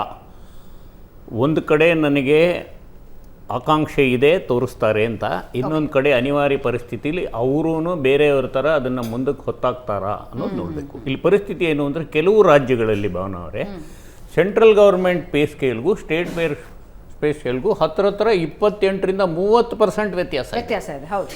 ಒಂದು ಸ್ಟೇಟ್ AC, ಅದೇ ಸ್ಟೇಟ್ ಬೆಂಗಳೂರಲ್ಲಿರೋ AC-ಗೆ 30% ಸಂಬಳ ಕಡಿಮೆ ಬರುತ್ತೆ. ಅದು ಒಂದು ಎಕ್ಸ್ಪೆಂಡಿಚರ್ ಸವಾಲು. ಬಟ್ ಮಾಡೋಕ್ಕೆ ಸಾಧ್ಯ ಆದರೆ ಅಲ್ಲಿ GST ಇಂಪ್ಲಿಮೆಂಟ್ ಮಾಡಿರೋ ಅಂಥ ಧೀಮಂತಿಕೆ ಇಲ್ಲಿರೋದು ಸಿದ್ದರಾಮಯ್ಯನವ್ರ ಒಬ್ಬರಿಗೆ ಮಾಡೋ ಸಾಧ್ಯತೆ ಇದೆ, ಮಾಡಬೇಕು. ಎರಡನೇದು ಸವಾಲು, ಪಕ್ಷದೊಳಗಡೆನೇ ಕೆಲವು ಸವಾಲುಗಳಿದೆ. ಮೇಕೆದಾಟು ನಮ್ಮಲ್ಲೇ 2 ಭಾಗ ಇದೆ, ಬೇಕು ಬೇಡ ಅಂತ. ಮೇಕೆದಾಟಿಗೆ ಅನುಕೂಲ ಮಾಡಿಕೊಡ್ಬೇಕು. ಮೂರನೇ ಸವಾಲು, ಆರ್ಥಿಕಕ್ಕೆ ಸಂಬಂಧ ಪಡದೇ ಇರೋದು, ಅದರ ವಿಕೇಂದ್ರೀಕರಣಕ್ಕೆ ರಾಜಕೀಯಕ್ಕೋಸ್ಕರ ಬೆಳಗಾಂನ ಡಿಸ್ಟ್ರಿಕ್ಟ್ಸ್ ಮಾಡೋದು. ಬಹುಶಃ ಏನಾದರೂ ಒಂದು ಅನೌನ್ಸ್ಮೆಂಟ್ ಮಾಡ್ಬೋದು. ಈ ಮೇಕೆದಾಟಿಗೆ ಅನುದಾನ ಮಾಡಿಕೊಟ್ರು ಈ ವರ್ಷ ಅದೇನು ಉಪಯೋಗಕ್ಕೆ ಬರೋಂಗೆ ಕಾಣೆ. ಅನುದಾನ ಅನ್ನೋದು ಮಾಡ್ತಾರೆ, ಬಟ್ ಬೆಳಗಾಂ ಮಾಡಿದಾಗ ಅಪ್ಪರ್ ಕೃಷ್ಣ ಪ್ರಾಜೆಕ್ಟು ಅದೆಲ್ಲ ಮಾಡಬೇಕು, ಖಂಡಿತ ಅದು ಮಾಡೇ ಮಾಡ್ತಾರೆ. ಹೋದ ವರ್ಷಕ್ಕೂ ಈ ವರ್ಷಕ್ಕೂ ನಮಗೆ ವ್ಯತ್ಯಾಸ ಇರೋದು ಬೇಸಿಕ್ಕು. ಹೋದ ವರ್ಷ 10 ತಿಂಗಳಿಗೆ ನಮಗೆ ಗ್ಯಾರಂಟಿ ಸ್ಕೀಮ್ಗೆ 50,000 ಕೋಟಿ ಬೇಕಿತ್ತು. ಈ ವರ್ಷ 12 ತಿಂಗಳಿಗೆ ಬೇಕು. ಹತ್ರ 70,000 ಕೋಟಿ ಅಂತ ಎಲ್ಲರೂ ಎಸ್ಟಿಮೇಟ್ ಮಾಡ್ತಾ ಇದ್ದಾರೆ. ನಾವು ಆ್ಯಕ್ಚುಲಿ ಅನೌನ್ಸ್ಡ್ ಡಿಫಿಸಿಟ್ ಇನ್ಫ್ಲೇಷನ್ 8% ತೊಗೊಂಡು ನಿಜ ಡಿಫಿಸಿಟ್ ಮಾರ್ಕೆಟಲ್ಲಿ ಇರೋದು ನೋಡಿದ್ರೆ ಹತ್ರ 10% ಇನ್ಕ್ರೀಸ್ ಇರುತ್ತೆ. ಎಸ್ಟಾಬ್ಲಿಷ್ಮೆಂಟ್ ಕಾಸ್ಟ್ ಒಂದು 2% ಆದ್ರೂ 74ರಿಂದ 75,000 ಕೋಟಿ ಅದಕ್ಕೆ ಬೇಕು. ಅಲ್ಲೇ ನಿಮಗೆ 360ರಿಂದ ಹತ್ರ ಬಂದುಬಿಟ್ಟಿದೆ. ಸುಮಾರು ಒಂದು. ಆದರೆ ಸಂಪನ್ಮೂಲ ಕ್ರೋಢೀಕರಣಕ್ಕೆ ಯಾವುದೇ ತೊಂದರೆ ಕರ್ನಾಟಕದಲ್ಲಿ ಇಲ್ಲ, 100% ಇಲ್ಲ. ಸರ್ವಿಸ್ ಸೆಕ್ಟಾರ್ ಧಾರಾಳವಾಗಿ ಎತ್ತಿ ಕೊಡ್ತಾ ಇದೆ GDPಗೆ. ಈ ವರ್ಷ ಸರ್ವಿಸ್ ಸೆಕ್ಟಾರ್ ಗ್ರೋತ್ ಚೆನ್ನಾಗಿರುತ್ತೆ. 2 ವರ್ಷ ನಾವು ಕಂಪೇರ್ ಮಾಡಿದ್ರೆ ಈ ವರ್ಷ ಗ್ರೋತ್ ತುಂಬ ಚೆನ್ನಾಗಿರುತ್ತೆ. ಆದರೆ ಅದಕ್ಕೆ ಮುಂಚಿನ ವರ್ಷಗಳು ಅಂದರೆ ಪ್ರೀ ಕರೋನಾ ಕಂಪೇರ್ ಮಾಡಿದ್ರೆ ಸ್ವಲ್ಪ ಗ್ರೋತ್, ಬಟ್ ಇನ್ಫ್ಲೇಷನರಿ ಟೆಂಡೆನ್ಸಿಲಿ ಹಣ ಬರೋದಕ್ಕೆ ಯಾವುದೇ ರೀತಿ ತಡೆ ಇಲ್ಲ. ಪ್ಲಸ್ ಈ ಗೇಮ್ಸು ಏನಂತೀರ ಅದನ್ನು, ಗೇಮಿಂಗ, ಕಂಪ್ಯೂಟರ್ ಆನ್ಲೈನ್, ಅದು ನಿಮಿಷಕ್ಕೂ ಬರ್ತಾ ಇದೆ ಹಣ. ಈ 3 ಪಿಡುಗುಗಳಿಂದ ಹಣ ಬರುತ್ತೆ ಜಾಸ್ತಿ. ಮದ್ಯಪಾನ ಪಿಡುಗು ಅನ್ಬಾರ್ದು, ತಪ್ಪೋದು. ಆಮೇಲೆ ಈ ಗೇಮಿಂಗು. ಇಲ್ಲಿ ನಮಗೆ ನಾವು ಗಮನಿಸಬೇಕಾಗಿರೋದು 2017 ನಂತರ ಸ್ಟೇಟ್ಗೆ ರೆವಿನ್ಯೂ ಅಕ್ರೂವಲ್ಸ್ ಪ್ಲ್ಯಾನಿಂಗು ಹರವು ಕಮ್ಮಿ. GST ನಮ್ಮ ಕೈಯಲ್ಲಿ ಇಲ್ಲ. ನಾವು ಯಾವುದೇ ರೇಟ್ ಜಾಸ್ತಿ ಮಾಡೋಂಗಿಲ್ಲ, ಕಮ್ಮಿ ಮಾಡೋಂಗಿಲ್ಲ. ನಮ್ಮ ಹತ್ರ ಇರೋದು liquor, land rate, vehicle tax, petrol. ಇದು 4ರಲ್ಲಿ ಬಹುಶಃ ಲ್ಯಾಂಡ್ ಟ್ಯಾಕ್ಸ್ ಒಂದು ಮುಟ್ಟಬಹುದು. ಪೆಟ್ರೋಲು ಈಗ ನಾನು ಮುಟ್ಟಲ್ಲ ಅನ್ನೋ ತೋರಿಕೆ ಇರ್ಬೋದು, ಆದರೆ ಎಲೆಕ್ಷನ್ ಆದ ಕೂಡಲೇ ಸಬ್ಸಿಡರಿ ಬಡ್ಜೆಟ್ ಥರ ಜಾಸ್ತಿ ಮಾಡಬಹುದು ಅನಿವಾರ್ಯತೆ ಬಂದರೆ. ಬಟ್ ಎಕ್ಸ್ಪೆಂಡಿಚರ್ ವೈಸ್ ಸಂಪನ್ಮೂಲ ಕ್ರೋಢೀಕರಣಕ್ಕೆ ಯಾವುದೇ ತೊಂದರೆ ಇಲ್ಲ. ಸ್ಯಾಲರಿ ಪೇಮೆಂಟ್ಸು, ಡಿಸ್ಟ್ರಿಕ್ಟ್ ಅಲೊಕೇಶನ್ನು, ನೀವು ಹೇಳ್ದಂಗೆ ಗರ್ಭಕೋಶ ಲಸಿಕೆ, probably he may announce to all the 2.71 crore people who are receiving the other facility or more. ಅದೊಂದು ಅನೌನ್ಸ್ ಮಾಡ್ಬೋದು. ಬೇಸಿಕ್ ಚೇಂಜಸ್, ರೆವಿನ್ಯೂ ಚೇಂಜಸ್ ಈಗ ಮಾಡಬಾರ್ದು. ಬಟ್ ಮಾಡಿದ್ರೆ he has to face the resistance. ಆಮೇಲೆ MLA ಅನುದಾನಕ್ಕೆ ಏನಾದರೂ ಜಾಸ್ತಿ ಮಾಡ್ತಾರೋ ಏನೋ. ಈಗ he has to placate people now in his own party. ಇಲ್ಲ, ಇನ್ನೊಂದು ಮೇಡಮ್ ಅವರೇ, ಅವ್ರು ಹೇಳಿದ್ದು ಜೊತೆಗೆ ಇನ್ನೊಂದೇನು ಅಂದರೆ, ಮೇ ಬಿ ಅಕ್ರಮ ಸಕ್ರಮ ವಿಚಾರನೂ ಸಹ ತಗೊಳ್ಬೋದು ಅಂತ ಅನ್ಕೊಂಡಿದೀವಿ. ಯಾಕಂದ್ರೆ one of the biggest issue ಬಹಳಷ್ಟು ಅಕ್ರಮ ಸಕ್ರಮ 7 ಗೌರ್ಮೆಂಟ್ ತಗೊಂಡಿದೆ, 7 ಸಲ ಕೋರ್ಟ್ ತಡೆ ನೀಡಿದೆ. ಅದೇ I don't know. You can't ಅಕ್ರಮ ಸಕ್ರಮಕ್ಕೆ ಒಂದು ರೀತಿ ಓಕೆ, ಅದಕ್ಕೂ ದಿಟ್ಟತನ ಬೇಕು, ಇದೆ, ತಗೋಬಹುದು. ಎಲ್ಲರನ್ನ he may carry everybody. Exactly ಮಾಡಿ, ಯಾಕಂದ್ರೆ ರೆವಿನ್ಯೂ ರಿಸಿಟ್ಸ್ ಇನ್ಕ್ರೀಸ್ ಆಗುತ್ತೆ. May be one of the DK Shivakumar ಅವರು Bengaluru development minister. Major issue ಇರೋದು ಅಕ್ರಮ ಸಕ್ರಮಲ್ಲಿ it is not the revenue increase for the government, it is the benefit, instrumental security for the owner. ಬ್ಯಾಂಕ್ನವ್ರು ದುಡ್ಡು ಕೊಡಲ್ಲ, ಸಾಲ ಕೊಡಲ್ಲ. 30-40 ಸೈಟ್ ಇರೋನ್ಗಿಂತ 100/80 ಇರೋ ಸೈಟ್ ಅವನು ಬಡವ, ಅವನ ಹತ್ರ ಅಕ್ರಮ ಸಕ್ರಮ ಆಗಿಲ್ಲ ಅಂದರೆ. ಬಟ್ ಅವನು ಅಕ್ರಮ ಮಾಡಿದ್ದಾನೆ ಅಥವಾ ಮಾಡಿಸ್ಕೊಂಡಿದ್ದಾನೆ. ಸೊ ಇದನ್ನು ಒಂದು. ಎರಡನೇದು, ಗ್ರೇಟರ್ ಬ್ಯಾಂಗ್ಳೂರ್ ಅಂದ್ಬಿಟ್ಟು ಕೆಲವು ನಮ್ಗೆ ಅನುಕೂಲಕರವಾಗಿರೋ ಜಿಲ್ಲೆಗಳನ್ನೆಲ್ಲ ಬೆಂಗಳೂರಿಗೆ ಸೇರಿಸ್ಬೋದು. ಮೆಟ್ರೋ, ಲೋಕಲ್ ಅರ್ಬನ್ ಟ್ರೈನು, ಅದಕ್ಕೆಲ್ಲ ಅನುದಾನ ಜಾಸ್ತಿ ಆಗ್ಬೋದು. ಬಟ್ ಮುಖ್ಯವಾದ ಭಾವನೆ ಅವರೇ, ಲಾಸ್ಟ್ ಟೈಮು ಸಬರ್ಬನ್ ಟ್ರೈನ್ಗೆ 17,000 ಕೋಟಿ ಎತ್ತಿಡಬೇಕಿತ್ತು, ಸೆಂಟ್ರಲ್ 27,000 ಕೋಟಿ ಕೊಡಬೇಕಿತ್ತು. ಅಷ್ಟರಲ್ಲಿ 2 ತಿಂಗಳಿಗೆ ಇನ್ನೊಂದು ಬಡ್ಜೆಟ್ ಬಂತು. ಅದು ಆಗಿದೆಯಾ ಇಲ್ವಾ ಅಂತ ನಮಗೆ ಗೊತ್ತಿಲ್ಲ. ಈ ರೀತಿ ಮಾಧ್ಯಮ ವೇದಿಕೆಗಳ ಮೂಲಕ ಪ್ರತಿ ಸ್ಟೇಟ್ ಸರ್ಕಾರಕ್ಕೂ ತಿಳಿಸ್ಬೇಕು, 3 ದಿನ ಬಡ್ಜೆಟ್ಗೆ 3 ದಿನ ಮುಂಚೆ ಸರ್ವೆ ರಿಪೋರ್ಟ್ ಕೊಡಿ, ಏನು ಮಾಡಿದ್ದೀರಾ ಅನೌನ್ಸ್ ಮಾಡಿ. ಇನ್ನೊಂದು, ಕೇಂದ್ರ ಸರ್ಕಾರ ಮಾಡಿರೋದಕ್ಕೆ ನಾವು ಶ್ವೇತಪತ್ರ ಹೊರಡಿಸೋ ಬದಲು ನಾವು ಮಾಡಿರೋದಕ್ಕೆ ನಾವು ಹೊರಡಿಸೋಣ ಅಂತ ನಾನು ಕೇಳ್ತೇನೆ. ರೈಟ್. ಬಿಜೆಪಿಯ ಹಲವು ನಾಯಕರು ಈಗಾಗಲೇ ಇದ್ರ ಬಗ್ಗೆ ಮಾತನಾಡ್ತಾ ಏನೂ ನಿರೀಕ್ಷೆಗಳಿಲ್ಲ, we don't have any expectation ಅಂತ ಅಂದಿದ್ದಾರೆ. ಸುರಭಿ ಅವರೇ, ಯಾಕೆ ಈ ಸ್ಟ್ಯಾಂಡು ಬಿಜೆಪಿಯಿಂದ? ಈಗ ತಾನೇ ಕಾಂಗ್ರೆಸ್ ವಕ್ತಾರರು ಮಾತಾಡ್ತಿರ್ಬೇಕಾದಾಗ ಆ್ಯಂಡ್ ನಮ್ಮ ಆರ್ಥಿಕ ತಜ್ಞರು ಮಾತಾಡಬೇಕಾದಾಗ, ಹೌದು, revenue receipts have increased, but at the same time ಏನು ಸರ್ಪ್ಲಸ್ ಬಜೆಟ್ ಇತ್ತೋ ಅದನ್ನು ರೆವೆನ್ಯೂ ಡೆಫಿಸಿಟ್ ಬಜೆಟನ್ನು ತರ್ತಾ ಇದ್ದಾರೆ. ಎಷ್ಟು ಒಂದು 4.2 crore ಸರ್ಪ್ಲಸ್ ಬಜೆಟ್ ಇದ್ದಿದ್ದನ್ನು we are now bringing a 12,523 crore revenue deficit budget. ಏನು ಅದರ ಅರ್ಥ ಏನು ಅಂದರೆ, ಸಿದ್ದರಾಮಯ್ಯನವರು ಹೌದು ಬಜೆಟ್ ಬ್ರಹ್ಮ ಅಂತ ಕರಿಬೋದು ಅವ್ರನ್ನ, ಇಷ್ಟು ಬಜೆಟ್ಸನ್ನು ಮಂಡಿಸಿದ್ದಾರೆ. ಅವರು ಬಹಳ ಕುತೂಹಲಕರವಾಗಿ ಒಂದು ಫಿಸ್ಕಲ್ ಮ್ಯಾನೇಜ್ಮೆಂಟ್ ಮಾಡೋದ್ರಲ್ಲಿ ಒಂದು ಚಾಣಕ್ಯ ಅಂತ ಹೇಳ್ಬೋದು. ಇಂತಹವರು ಎಂಥ ಒಂದು ಯುನೋ ಒಂದು ವೆರಿ ವೆರಿ ಡಿಫಿಕಲ್ಟ್ ಸಿಚುವೇಶನ್ ಇದ್ದಾರೆ. ಯಾಕೆಂದ್ರೆ ನೀವು ಹೇಳ್ದಂಗೆ ಗ್ಯಾರಂಟಿ ಸ್ಕೀಮ್ಸ್ ಒಂದ್ ಕಡೆ ಕಾಣ್ತಾ ಇದೆ, ರೆವೆನ್ಯೂ ಎಲ್ಲಿಂದ ಬರ್ತಾ ಇದೆ, ಜಾಸ್ತಿ ಬರ್ತಾ ಇದೆ. Service sector is of course providing, but stamp duty ಎಷ್ಟು ಇನ್ಕ್ರೀಸ್ ಮಾಡಿದ್ದಾರೆ? 5 times. ಅದು ಬಿಟ್ಟು ಲಿಕ್ಕರಲ್ಲಿ ಟ್ಯಾಕ್ಸ್, ಎಲ್ಲಿದ್ರು ಟ್ಯಾಕ್ಸ್ ಟ್ಯಾಕ್ಸ್ ಟ್ಯಾಕ್ಸ್ ಟ್ಯಾಕ್ಸ್ ಸರ್ಕಾರ ಅಂತ ಹೇಳ್ಬೋದು. ಸರ್ಕಾರ ನಡೆಯೋದು ಹೆಂಗೆ ಅಂತ accepted ma'am, accepted. Revenue should come in. ಆ ರೆವೆನ್ಯೂ ಹೋಗ್ಬೇಕಾಗಿರೋದು ಎಲ್ಲಿ? ಮನೇಲಿರೋಂಥ, ನೀವು ಹೇಳಿದ್ರಲ್ಲ ಒಂದು ಅನೆಕ್ಡೋಡು, ನಮ್ಮ ಮನೇಲಿರೋಂಥ ಎಲ್ಲರಿಗೂ ಬರೀ ಸಂಬಳ ಕೊಡೋದ್ರಲ್ಲೇನೆ ಹೊಟ್ಟೋದ್ರೆ ಕ್ಯಾಪಿಟಲ್ ಎಕ್ಸ್ಪೆಂಡಿಚರ್ ಏನಾಗಬೇಕು? ಯಾವುದರಿಂದ ನಮಗೆ ನಮ್ಮ ರಾಜ್ಯ ಮುಂದೆ ಹೋಗುತ್ತೋ. ಇದು ಇನ್ಕ್ರೀಸ್ ಇನ್ ರೆವೆನ್ಯೂ ಎಕ್ಸ್ಪೆಂಡಿಚರ್ 11% ಆಗಿದ್ರೆ, ಡಿಕ್ರೀಸ್ ಇನ್ ಕ್ಯಾಪಿಟಲ್ ಎಕ್ಸ್ಪೆಂಡಿಚರ್ 12% ಅಲ್ಲಿ ಆಗಿದೆ. ಸೊ ಯಾವುದು ನಮ್ಮನ್ನ ಲಾಂಗ್ ಟರ್ಮ್ ಹಿಡ್ಕೊಳ್ಳುತ್ತೋ ಅದನ್ನ ಬಿಟ್ಬಿಟ್ಟಿದ್ದಾರೆ. ಶಾರ್ಟ್ ಟರ್ಮ್ ಗೇನ್ಸ್ ಮಾತ್ರ ನೋಡ್ತಾ ಇರೋದು. ಸಾಲದ ಬಗ್ಗೆ ನೆಕ್ಸ್ಟ್ ಹಂತದಲ್ಲಿ ನಾನು ಮಾತಾಡ್ತೀನಿ. ಆದರೆ 2015ನಲ್ಲೇನೆ ರೆಕಾರ್ಡ್ಸ್ ಎಲ್ಲ ಬ್ರೇಕ್ ಮಾಡಿದ್ರು ಸಿದ್ದರಾಮಯ್ಯನವ್ರ ಸರ್ಕಾರ. ಯಾರು ತಗೊಂಡಿಲ್ಲದೆ ಇರುವಂತಹ, ಯಾವುದೇ ಆದಂತಹ ಮುಖ್ಯಮಂತ್ರಿ ತಗೊಂಡಿಲ್ಲದೆ ಇರುವಂತಹ ಸಾಲ ತಗೊಂಡಿದ್ರು. ಇದು ನೆಕ್ಸ್ಟ್ ಬ್ರೇಕ್ ಮಾಡುವಂಥದ್ದು ಇವಾಗ ಈ ಟರ್ಮ್ ಅಲ್ಲಿ ಮಾಡ್ತಾ ಇದ್ದಾರೆ ಅಂತ ನನಗೆ ಅನಿಸ್ತಾ ಇದೆ.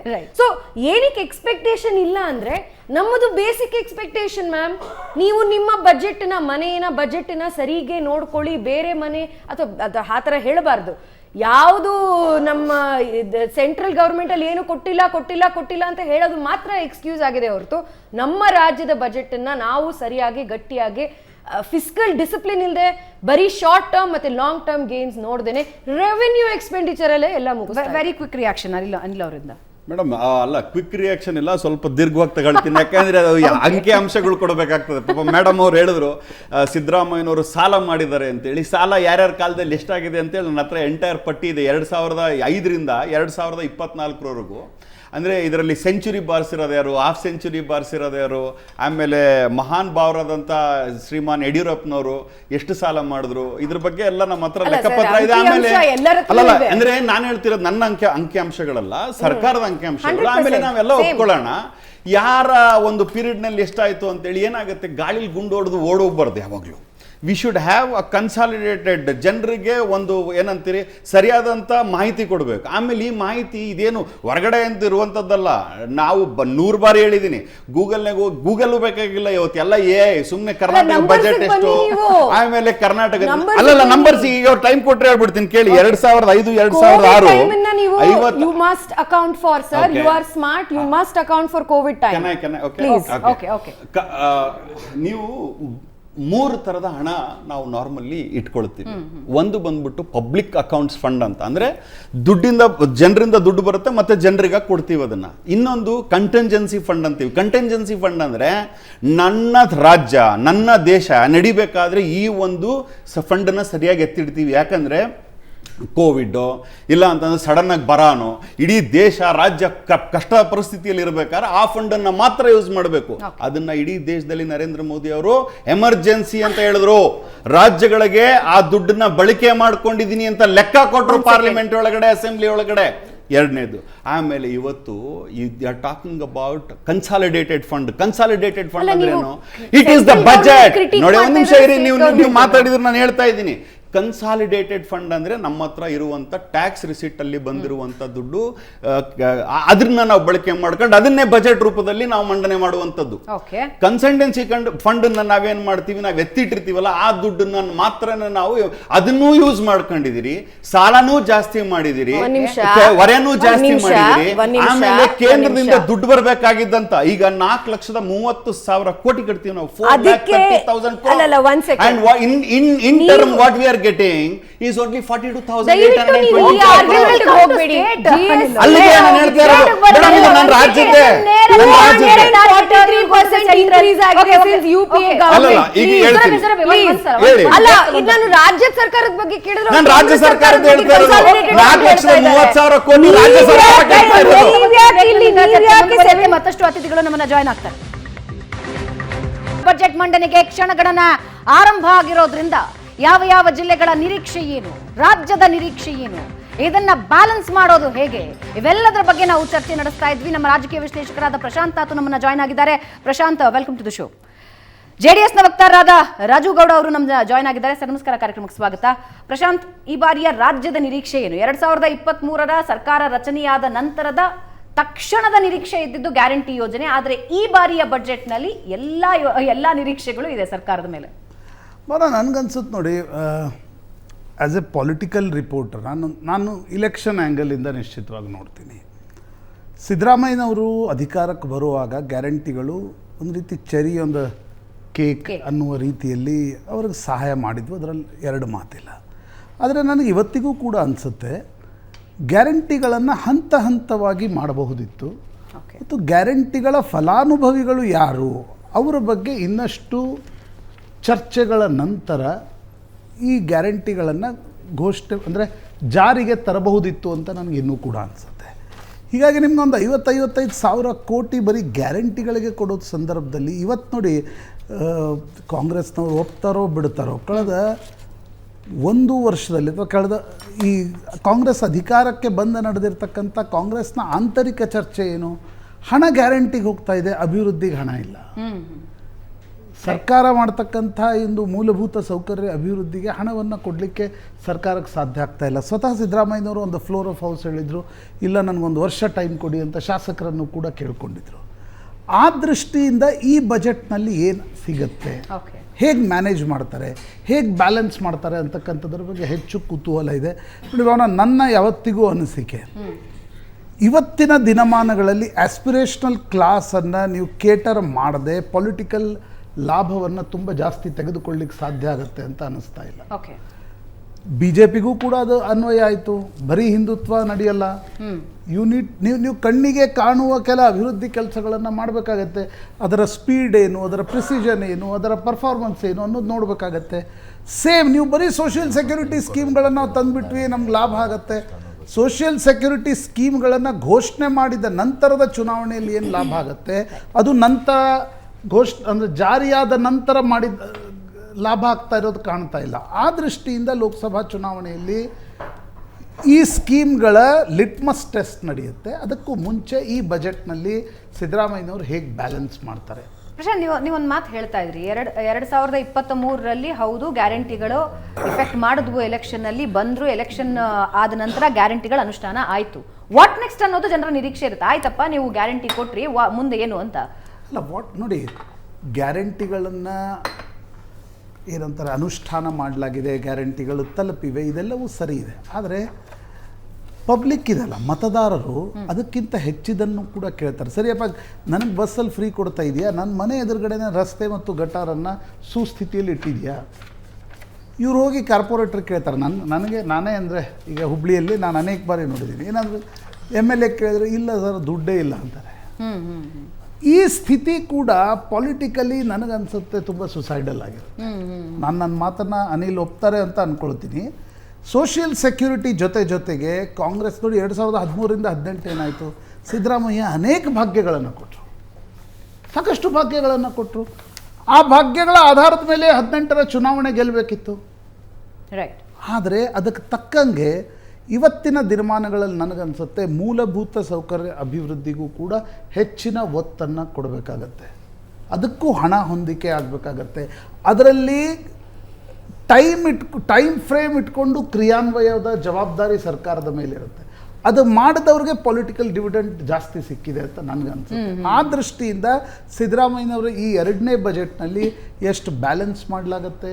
ಕಳೆದ ಬಾರಿ ಅವ್ರು ಹೇಳಿದರು, ಮೊದಲೇ ಬಜೆಟ್ ಇದೆ, 4 ತಿಂಗಳ ಲೆಖಾನುದಾನವನ್ನು ಬೊಮ್ಮಾಯಿ ಪಡೆದಿದ್ದರು. ನಂತರದ 8 ತಿಂಗಳ ಅವಧಿಯ ಒಂದು ಬಜೆಟನ್ನು ಮಂಡಿಸ್ತಕ್ಕಂಥ ಸಂದರ್ಭದಲ್ಲಿ ನಾನು ಮುಂದಿನ ವರ್ಷದಿಂದ ಅದಕ್ಕೆ ಹಣವನ್ನು ಕೊಡ್ತೀನಿ, ಶಾಸಕರು ಸ್ವಲ್ಪ ತಾಳ್ಮೆಯಿಂದಿರಿ ಅಂತಕ್ಕಂಥದ್ದನ್ನು ಹೇಳಿದರು. ಮತ್ತು ನನಗನ್ಸುತ್ತೆ ಇವತ್ತಿನ ಬಜೆಟ್ನಲ್ಲಿ ಆ ರೀತಿಯ ಯಾವ ಯೋಜನೆಗಳನ್ನು ಘೋಷಿಸ್ತಾರೆ. ಫಾರ್ ಎಕ್ಸಾಂಪಲ್ ಬೆಂಗಳೂರಿಗೆ ಸಿಕ್ಕಾಪಟ್ಟೆ ನಿರೀಕ್ಷೆ ಇದೆ. ಆ ದೃಷ್ಟಿಯಿಂದ ನನಗನ್ಸುತ್ತೆ ಸಿದ್ದರಾಮಯ್ಯನವರ ಬಜೆಟ್ ಬಗ್ಗೆ ಒಂದು ಕುತೂಹಲ ಇದೆ. ನೋ ಡೌಟ್ ಈ ಅವರ ಹಣಕಾಸಿನ ಬಜೆಟ್ ಮಂಡಿಸೋದ್ರಲ್ಲಿ ನಿಷ್ಣಾತರು, ರಾಜಕಾರಣದಲ್ಲಿ ನಿಷ್ಣಾತರು ಎಲ್ಲ ಹೌದು. ಆದರೆ ಈ ಗ್ಯಾರಂಟಿಗಳೇನಿವೆ ಅಲ್ವ, ನನಗೆ ಇವತ್ತಿಗೂ ಅನಿಸ್ತಕ್ಕಂಥದ್ದು, ನಾನು ಹಿಂದೆ ಕೂಡ ಈ ಶಕ್ತಿ ಯೋಜನೆ ಘೋಷಣೆ ಆಗುವಾಗ ಹೇಳಿದ್ದೆ. ನಾನು ಆ ಗುಂಡ್ಲುಪೇಟೆಯ ಹಿಮವದ್ ಗೋಪಾಲ ಸ್ವಾಮಿ ಬೆಟ್ಟಕ್ಕೆ ಹೋಗಿದ್ದೆ. ಒಬ್ಬ ಮಹಿಳೆ ತುಂಬಾ ಅಂದ್ರೆ 50 ಲಕ್ಷದ ಕಾರ್ನಲ್ಲಿ ಬಂದಿಳಿದ್ರು, ಫ್ರೀ ಆಗಿ ಬಸ್ಸಲ್ಲಿ ಹತ್ತಿದ್ರು. ನನಗೆ ಅವತ್ತೇ ಅನ್ಸಿದ್ದು ಈ ರೀತಿ ಆದ್ರೆ ಈ ಗ್ಯಾರಂಟಿ ಯೋಜನೆಗಳು ದಡ ಮುಟ್ಟಲ್ಲ. ಆ ದೃಷ್ಟಿಯಿಂದ ನನಗೆ ಸರ್ಕಾರದ ಮೇಲೆ ಬರ್ಡನು ಆಗುತ್ತೆ, ಎಕ್ಸ್ಟ್ರಾ ಬರ್ಡನು ಇರುತ್ತೆ. ರಾಜುಗೌಡ್ರೆ, ಮೈತ್ರಿ ಪಕ್ಷಗಳು ಇಬ್ರು ಕೂಡ ಒಟ್ಟಾಗಿ ಹೇಳ್ತಾ ಇರೋದು ಬಹಳ ದೊಡ್ಡ ನಿರೀಕ್ಷೆ ಏನಿಲ್ಲ ಅಂತ. ಈ ಬಾರಿ ಬಜೆಟ್ ಯಾಕೆ ಅನಿಸ್ತಿದೆ ನಿಮಗೆ? ಬಿಜೆಪಿ ಅವರಿಗೂ ಹಂಗೆ ಅನಿಸ್ತಿದೆ, JDS ಅವ್ರಿಗೂ ಹಂಗೆ ಅನಿಸ್ತಿದೆ. 15ನೇ ಬಾರಿ ಬಜೆಟ್ ಮಂಡಿಸ್ತಾ ಇದ್ದಾರೆ ಸಿದ್ದರಾಮಯ್ಯ ಅವರು. ಖಂಡಿತವಾಗ್ಲೂ ನಿರೀಕ್ಷೆ ಇಲ್ಲ ಅಂತಲ್ಲ, ನಿರೀಕ್ಷೆ ಇದೆ. ನಮಗೆ ಏನೋ ಬೇಕು ಅನ್ನೋ ಒಂದು ನಿರೀಕ್ಷೆ ಇದೆ. ಆದ್ರೆ ಅವ್ರು ಕೊಡೋದ್ರಲ್ಲಿ ಎಲ್ಲೋ ಒಂದ್ ಕಡೆ ಎಡವುತ್ತಾರೆ ಅನ್ನೋ ಒಂದು ಚಿಂತನೆ ನಮ್ಮನ್ನು ಕಾಡ್ತಾ ಇದೆ.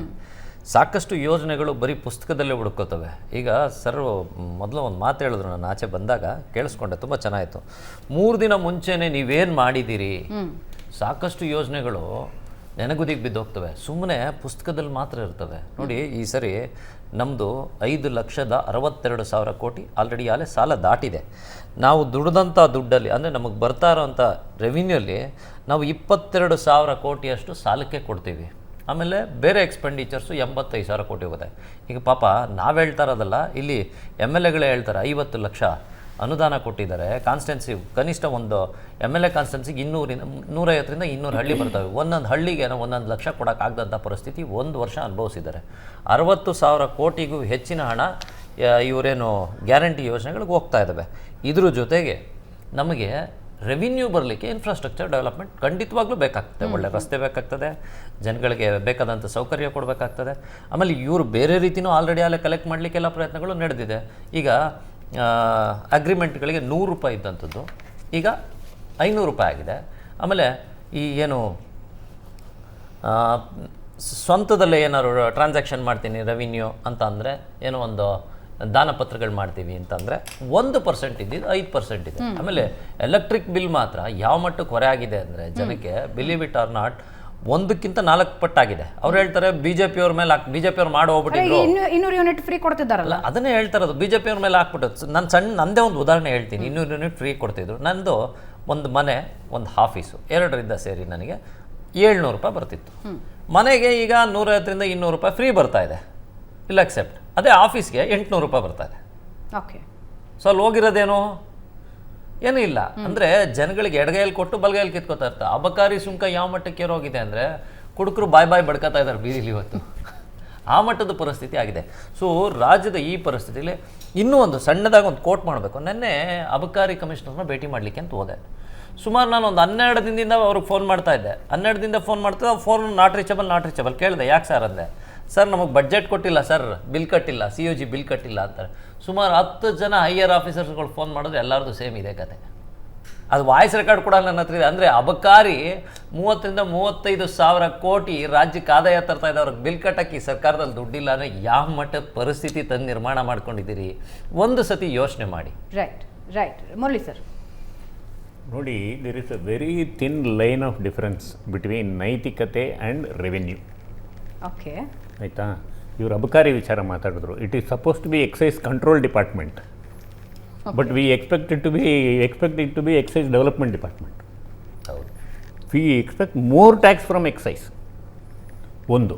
ಎರಡನೇದು, ಈ ರೋಡ್ಸ್ ವಿಚಾರದಲ್ಲಿ education, health and roads, we are far below in expenditure than other states. Being a third highest developed state, we are far below.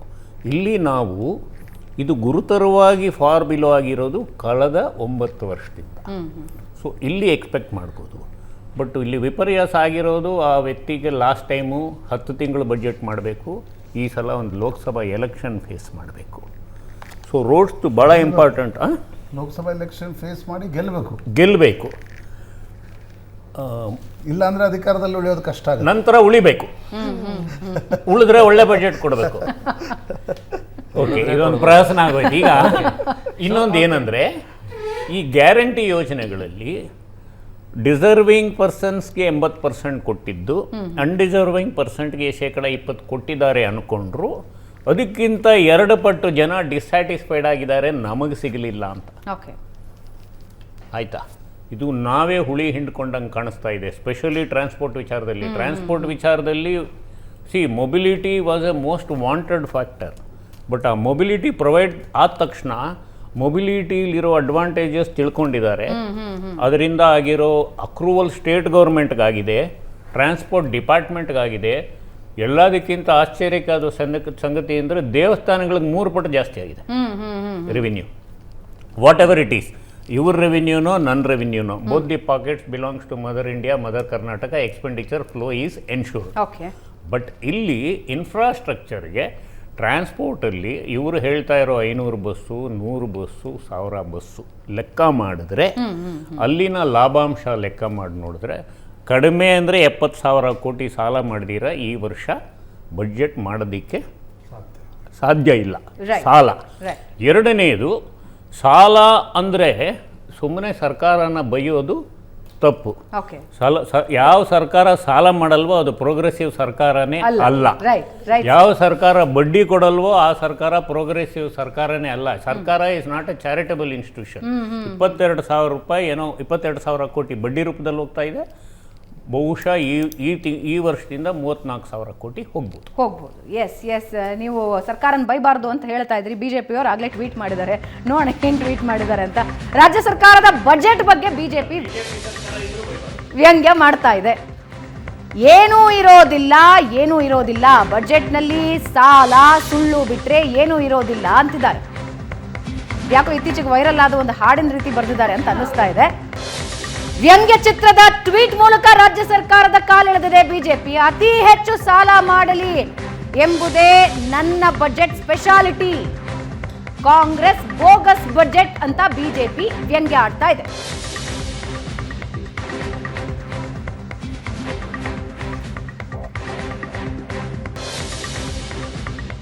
ಬಿಜೆಪಿಯ ಟ್ವೀಟ್ ನೋಡ್ತಾ ಇದ್ದೀರಾ?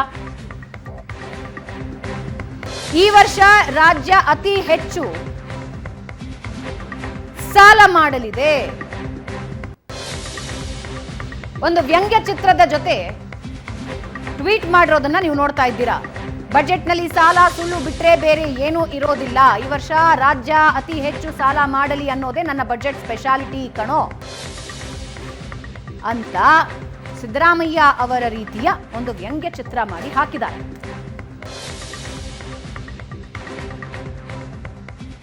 ಈ ಬಾರಿಯ ಬಜೆಟ್ನ ನಿರೀಕ್ಷೆ ಏನು ಅನ್ನೋದನ್ನ ಒಂದೊಂದಾಗಿ ನಿಮ್ಮ ಮುಂದೆ ಮಾತಾಡ್ತಾ ಹೋಗ್ತಾ ಇದ್ವಿ. ವಿಶ್ಲೇಷಕರಾದ ಶಂಕರ್ ಶೆಟ್ಟರು ನಮ್ಮನ್ನ ಜಾಯ್ನ್ ಆಗಿದ್ದಾರೆ. ಸರ್ ನಮಸ್ಕಾರ, ಕಾರ್ಯಕ್ರಮಕ್ಕೆ ಸ್ವಾಗತ. ಒಂದು ಸಣ್ಣ ರಿಯಾಕ್ಷನ್ ಅನಿಲಿಂದ ಪಡ್ಕೋತೀನಿ. ಎಸ್ ಅನಿಲ್? ಸಣ್ಣ ರಿಯಾಕ್ಷನ್ ಅಲ್ಲ, ಸಂಪೂರ್ಣವಾದ ರಿಯಾಕ್ಷನ್ ಅಂತ ಹೇಳಿ.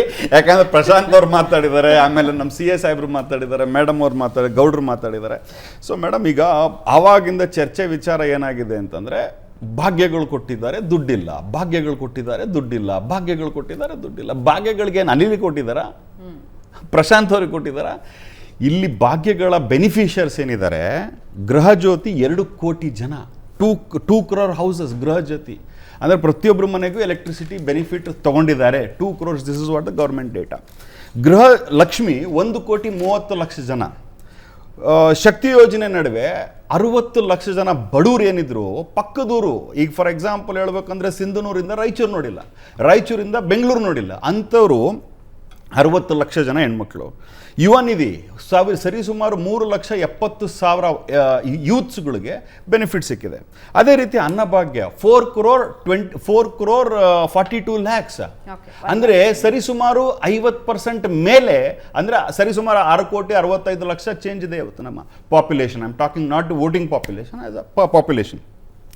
ಅಂದರೆ 58,000 ಕೋಟಿ ಡಿವೈಡೆಡ್ ಬೈ ದಿಸ್ ನಂಬರ್ ಮಾಡಿದಾಗ ದೀಸ್ ಆರ್ ದ ಬೆನಿಫಿಟ್. ಸರ್ಕಾರ ಇರಬೇಕಾಗಿರೋದು ಯಾರಿಗೋಸ್ಕರ? ಅದಾನಿ ಅಂಬಾನಿಗೋಸ್ಕರ ಸರ್ಕಾರ ಇರಬೇಕಾಗಿದ್ದಂಥದ್ದಲ್ಲ, ಬಡವರಿಗೋಸ್ಕರ. ಒಂದು ನಿಮಿಷ ಅಲ್ಲ, ಈಗ ನಾನು ಭಾರತೀಯ ಜನತಾ ಪಾರ್ಟಿ ಸ್ಪೋಕ್ಸ್ ಪರ್ಸನ್ ಜೊತೆ ಕೂತ್ಕೊಂಡಿದ್ದೀನ, ಅದಾನಿ ಕಾರ್ಪೊರೇಟ್ ಕಂಪ್ನಿಯ ಸ್ಪೋಕ್ಸ್ ಪರ್ಸನ್ ಜೊತೆ ಕೂತ್ಕೊಂಡಿದ್ದೀನ, ಅರ್ಥ ಆಗ್ತಾ ಇಲ್ಲ ನನಗೆ. ಅಲ್ಲ ರೀ, ಅದಾನಿ ಅಂಬಾನಿ ಅಂದ ತಕ್ಷಣ ನಿಮ್ಗೆ ಯಾಕೆ ಬೇಜಾರಾಗುತ್ತೆ? JDS ನವರಿಗೆ, ಬಿಜೆಪಿ ಅವರಿಗೆ ಅಲ್ಲ, ನಿಮ್ ಇತಿಹಾಸ ಗೊತ್ತಿದೆ ಅಲ್ಲ. ಕಿಂಗ್ ಫಿಶರ್ ಮಾಲೀಕರಿಗೆ ತಾವೇ ರಾಜ್ಯಸಭೆ ಮೆಂಬರ್ ಮಾಡಿರೋದು. JDS ನೈತಿಕತೆ ಬಗ್ಗೆ ಮಾತಾಡೋದು ಬೇಡ, ಒಂದ್ ನಿಮಿಷ ಇರಿ, ಹೇಳ್ತೀನಿ ಕೇಳಿ, ಒಂದ್ ನಿಮಿಷ ಕೇಳ್ರಿ. ಅಲ್ಲ ಸಮಾಧಾನ ಅಲ್ಲ, ಒಬ್ಬ ಕಾಂಗ್ರೆಸ್ ವಕ್ತಾರ ಮಾತಾಡ್ಬೇಕಾದ್ರೆ 7 ಜನ 8 ಜನ 6 ಜನ ಒಪ್ಪೋ ಮೈ ಗಾಡ್, ನಾನು ಹೆಂಗ್ ಮಾತಾಡ್ಬೇಕು? ನಮ್ಮ ಅಲ್ಲಲ್ಲ, ನಿಮ್ಮಂಗೆ ಸ್ವಾತಂತ್ರ್ಯ ಕಿತ್ಕೊಂಡಿಲ್ಲ. ಅಲ್ಲ ಸ್ವಾಮಿ, RTI ಕೊಟ್ಟವ್ರು ನಾವು, RTI ಕೊಟ್ಟವ್ರು ನಾವು, RTI ಕೊಟ್ಟವ್ರು ನಾವು. ಅಲ್ಲ ಸ್ವಾಮಿ, ಅಲ್ಲ ಜೈಲಿಗೆ ಕಳಿಸ್ತೀರಾ ಅಲ್ಲ, we'll come to budget, sir.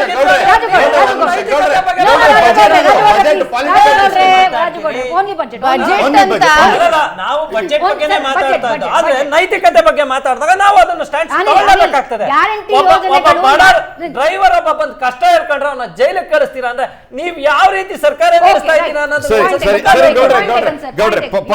Point ಈಗ 4,70,000 ನಾನು ಅಲ್ಲಿಗೆ ಹೋಗ್ತಾ ಇಲ್ಲ, ಕೇಂದ್ರಕ್ಕೆ ಹೋಗ್ತಾ ಇಲ್ಲ, ರಾಜ್ಯಕ್ಕೆ ಬರ್ತಾ ಇದ್ದೀನಿ. ಯಾಕಂದ್ರೆ ರಾಜ್ಯ ತೆರಿಗೆ ಕಟ್ಟುವಂತ ವಿಧಾನ ಮತ್ತು ನಂಬರ್ ಹೇಳ್ತಾ ಇದ್ದೀನಿ. 4,30,000 crore ನಾವು ಕೊಡ್ತೀರ, ನಾವು ಬರ್ತಿರೋದು 62,827 ಕೋಟಿ. Okay. ಇರಲಿ ಒಂದು ಕಡೆಗೆ. ಆಸ್ ರೈಟ್ಲಿ ಪ್ರಶಾಂತ್ ಸೆಡ್, ಈ ಒಂದು ಏನಂತೀರಿ ಕೊಡುಗೆಗಳಿಂದ, ಸರ್ಕಾರದ ಕೊಡುಗೆಗಳಿಂದ ಎಲೆಕ್ಷನ್ ಗೆಲ್ಲಕ್ಕಾಗಲ್ಲ, we all know that. But principally politically we are here. ನಾವು ಇಲ್ಲಿರುವಂಥದ್ದು ಜನರ ಸೇವೆಗೋಸ್ಕರ.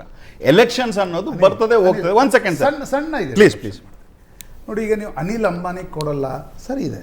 ಅನಿಲ್ ಅಲ್ಲಲ್ಲ, ನಾನು ಕೊಡ್ಬೇಕು. ಅಲ್ಲ ಅನಿಲ್ ಅಲ್ಲ, ಅದಾನಿ ಮುಖೇಶ್ ಅಂಬಾನಿ ಅಂಬಾನಿ ಕೊಡಲ್ಲ, ಸರಿ ಇದೆ. ನನ್ನ ಪ್ರಶ್ನೆ ಇರ್ತಕ್ಕಂಥದ್ದು, ಒಂದು ಸರ್ಕಾರವಾಗಿ ನೀವು ಓಟಿನ ಆಸೆಗೋಸ್ಕರ ಮುಂದೆ ಲೋಕಸಭಾ ಚುನಾವಣೆ ಬರ್ತದೆ ಅನ್ನುವ ಕಾರಣಕ್ಕೋಸ್ಕರ ಈಗ ಅನಿಲ್ ತಡ್ಕಲ್ ಮನೆಗೆ ಯಾಕೆ ವಿದ್ಯುತ್ ಫ್ರೀ ಕೊಡಬೇಕು? ಕೊಡಬಾರ್ದು. ಪ್ರಶಾಂತ್ ನಾಥ್ ಕೊಡಬಾರ್ದು ವಿದ್ಯುತ್ ಫ್ರೀ ಸರ್. ಅದನ್ನೇ ನಾನು ನಂಬರ್ ನಿಮ್ಗೆ ಹೇಳ್ತಾ ಅನಿಲ್ ತಡ್ಕಲ್ ಮನೆಯವರಿಗೆ ಯಾಕೆ ಬಸ್ಸಲ್ಲಿ 6,25,00,000 ಜನರಿಗೆ ಮಾಡ್ಲಿಕ್ಕೆ ಆಗಿಲ್ಲ ನಿಮ್ಮ ಹತ್ರ? ಅಲ್ಲಲ್ಲ, ಐ ಕಂಪ್ಲೀಟ್ಲಿ ಅಗ್ರಿ ಸರ್. ಒಂದ್ ನಿಮಿಷ ಸರ್, ನನ್ನ ಟೈಮ್ ತಗೋಬೇಡಿ sir, please my request sir. ನಂದೇ ಇದ್ದಿದ್ದು time. No, it is not about helping, I help myself. Electricity 200 unit ಇಟ್ಟಿರೋದು ಬಡವರಿಗೆ ಮಾತ್ರ ಅಲ್ಲ, ಕರೆಕ್ಟ್. ಬಹಳ ಮುತುವರ್ಜಿಯಿಂದ ಕಡಿಮೆ ಯೂಸ್ ಮಾಡಿದವ್ರಿಗೂ ಅವ್ನು ಸಾಹುಕಾರ ಇದ್ರು ಕಡಿಮೆಗೆ ಅಂತ ಕೊಟ್ಟಿರೋದು. ಒಂದ್ ನಿಮಿಷ ಆತ ಬರೀ 200 ಮಾತ್ರ ಕನ್ಸ್ಯೂಮ್ ಮಾಡಿದ್ರೆ. Okay. Right. ಸರ್ ಆಯ್ತಲ್ಲ ಸರ್, ಒಂದ್ ಸೆಕೆಂಡ್. ಈಗ ಒಂದ್ ನಿಮಿಷ ಇದೇ, ದಿಸ್ ಇಸ್ ದ ಪ್ರಾಬ್ಲಮ್. ಒಂದ್ ನಿಮಿಷ. ಈಗ ಅವ್ರು ಹೇಳ್ತಾ ಇದ್ರು, ಈಗ ನಾವು ಒಂದು ಸ್ಕೀಮ್ನ ತರ್ತೀವಿ, SEP TSP ಅಂತ, ಅಂದ್ರೆ ರಿಸರ್ವೇಶನ್ ಫಾರ್ ದ ಕಾಂಟ್ರಾಕ್ಟ್. ಅವಾಗ ಏನ್ ಹೇಳ್ತಾರೆ, ಅಲ್ಲ ರೀ SC ST ಗಳು ಕಾಣ್ತಾರೆ, ಆ ಸ್ವಾಮಿಯವರು ಲಿಂಗಾಯತರು ಬೇರೆಯವ್ರು ಕಾಣಲ್ವಾ ನಿಮಗೆ? ಅಲ್ಲ ಸ್ವಾಮಿ, ಎಲೆಕ್ಟ್ರಿಸಿಟಿ ಎಲ್ಲರಿಗೂ ಕೊಟ್ಟಿದ್ದೀವಿ, ಅದು ಕಣ್ಣಿಗೆ ಕಾಣಿಸ್ತಾ ಇಲ್ಲ. ಬಸ್ಸಲ್ಲಿ ಎಲ್ಲರಿಗೂ ಕೊಟ್ಟಿದ್ದೀವಿ, ಅದು ಕಾಣಿಸ್ತಾ ಇಲ್ಲ. ಅಲ್ಲ, ಇಲ್ಲಿ ಏನಾಗುತ್ತೆ, ಹ್ಯಾಸ್ ಈ ರೈಟ್ಲಿ ಸೆಡ್, ನನ್ನ ಜವಾಬ್ದಾರಿ ಆಗಿರಬೇಕು.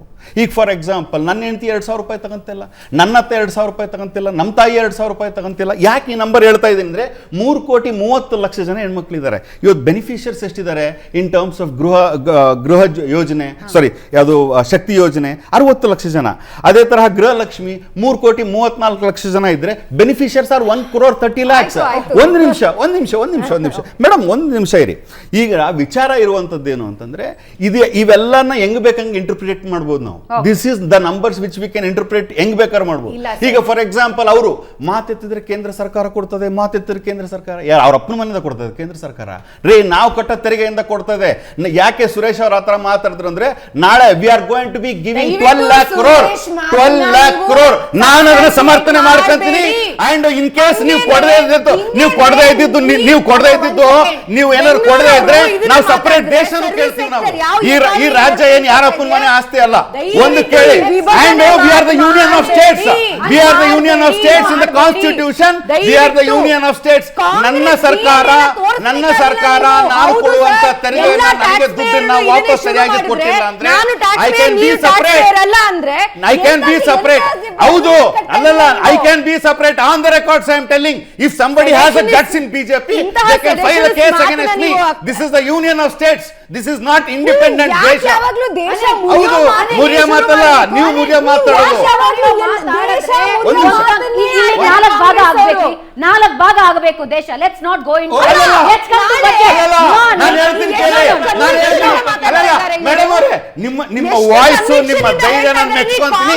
1,87,000 ಕೋಟಿ ತೆರಿಗೆ ತರೋದ್ರಲ್ಲಿ ನೀವು ಭಾಷೆ ಹೆಂಗಿದ್ರೆ ನಿಮ್ ಜೊತೆ ಆಗಿದೆ. 25 ಸಂಸದರಿದ್ದಾರೆ, 27 ಮೆಂಬರ್ಸ್.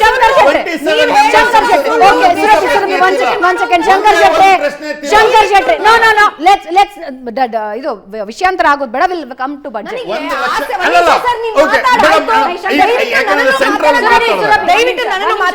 ಶಂಕರ್ ಶೆಟ್ಟಿ ಒಂದು ರಿಯಾಕ್ಷನ್ ತಗೊಳ್ತೀನಿ. ಎಸ್ ಶಂಕರ್ ಶೆಟ್ಟಿ, ಈ ಬಾರಿಯ ನಿರೀಕ್ಷೆಗಳು ಏನಂದರೆ, ಈ ಹಣ ಸಂಗ್ರಹಣೆ ಹೇಗೆ ಮಾಡ್ತಾರೆ ಅಂತ ಅದೇ ಕುತೂಹಲ. ಆ್ಯಕ್ಚುಲಿ ಈ ಬಜೆಟ್ ಇದ್ದು ಈ ಭಾಗ್ಯಗಳಿಗೆ ಇಷ್ಟೆಲ್ಲ ಲಾಸ್ಟ್ ಟೈಮ್ ಅವರ ಇಂಟ್ರೀಮ್ ಬಜೆಟಲ್ಲಿ ಏನೋ 35,000 ಕೋಟಿಯನ್ನು ಕೊಟ್ಟು ಅಂತ ಹೇಳ್ತಾರೆ.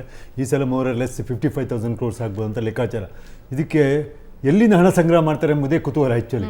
ಇದು ಸಿದ್ದರಾಮಯ್ಯನವರ 15ನೇ ಬಜೆಟ್ ಬಹುಶಃ ಭಾರಿ ಕಷ್ಟಪಡಬೇಕಾಗ್ತದೆ ಹಣ ಸಂಗ್ರಹಣಕ್ಕೆ. ಯಾಕಂದರೆ ಆಲ್ಮೋಸ್ಟ್ ಎಲ್ಲ ನಿಮ್ಮ stamp duty, vehicle tax, liquor tax ಎಲ್ಲ ಇನ್ಕ್ರೀಸ್ ಮಾಡಿ ಆಗಿದೆ ಆ್ಯಕ್ಚುಲಿ ಲಾಸ್ಟ್ ಇದರಲ್ಲಿ. ಪುನಃ ಈ ಸೆಕೆಂಡ್ ಟೈಮ್ ಎಗೈನ್ ಇನ್ಕ್ರೀಸ್ ಮಾಡೋ ಚಾನ್ಸಸ್ ಕಮ್ಮಿ.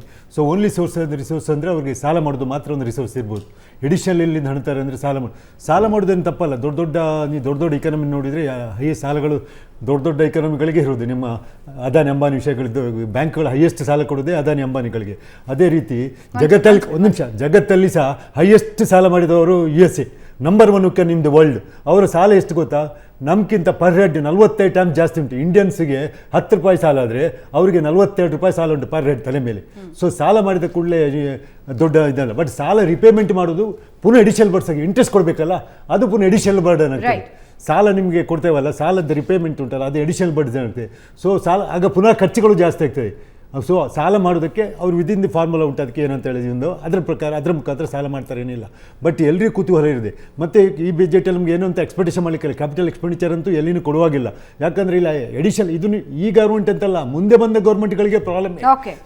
ರಾಜ್ಯದ ಇಕಾನಮಿಯನ್ನು ಒಳ್ಳೆ ರೀತಿಯಲ್ಲಿ ಇಟ್ಕೊಳ್ಳೋದು. ಬಟ್ ಒಂದು ವಿಷಯ ಹೇಳ್ತಾನೆ, ಸಿದ್ದರಾಮಯ್ಯನವರು ಒಂದು ಹೇಳ್ತಾ ಇದ್ದಾರೆ ವಿಷಯ ಏನಂದರೆ, ಏನು ಅಪೋಸಿಷನ್ಸ್ ಹೇಳ್ತಾರೆ ಗವರ್ಮೆಂಟ್ ದಿವಾಳಿ ಆಗಿದೆ, ಬಟ್ ನಮ್ಮ ಸರ್ಕಾರ ಸುಭದ್ರ ಉಂಟು ಆರ್ಥಿಕವಾಗಿ. ಅದೇ ನಮಗೆ ಇರೋ ಧೈರ್ಯ. ನಮಗಿರೋ ಧೈರ್ಯ ಅಂದರೆ CM ಅವ್ರು not only CM is finance minister also. ಅವ್ರೇನು ಸ್ಪಷ್ಟವಾಗಿ ಹೇಳ್ತಾ ಇದ್ದಾರೆ ಅಂದರೆ, ನಮ್ಮದು ಆರ್ಥಿಕತೆ ನಾವು ಬರೀ ಬಲವಾಗಿ ದೃಢವಾಗಿ ಉಂಟು, ಸುಭದ್ರವಾಗಿ ಉಂಟು ನಮ್ಮ ಆರ್ಥಿಕತೆ, ಅದಕ್ಕೆ ಯಾರು ಹೆದರುವ ಅಗತ್ಯ ಇಲ್ಲ ಅಂತ ಹೇಳ್ತಾರೆ. ನೋಡಿ, ಮೊದಲು ನಾನು ಐ ವಾಂಟ್ ಟು ಕಂಡೆಮ್ ಏನು ಹೇಳಿದ್ದಾರೆ ಕಾಂಗ್ರೆಸ್ ವಕ್ತಾರರು.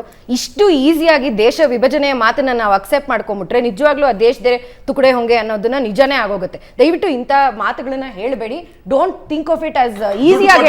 ದಯವಿಟ್ಟು ಈ ಸುಳ್ಳುಗಳನ್ನ ಈ ಬಜೆಟ್ಗೆ ದೇಶ ತುಕಡೆ ವಿಷಯ ಬೇಡ್ರಿ, ಖಾಲಿ ಬಜೆಟ್ ಬಗ್ಗೆ ಆರ್ಥಿಕತೆ ಬಗ್ಗೆ ಮಾತಾಡುವ.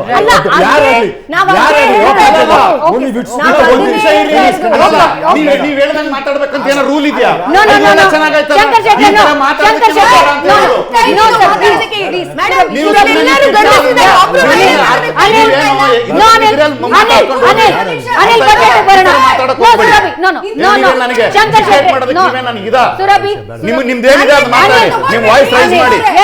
ಕೇಳಿಸ್ಕೊಳ್ಳಿ ಒಂದ್ ಸ್ವಲ್ಪ.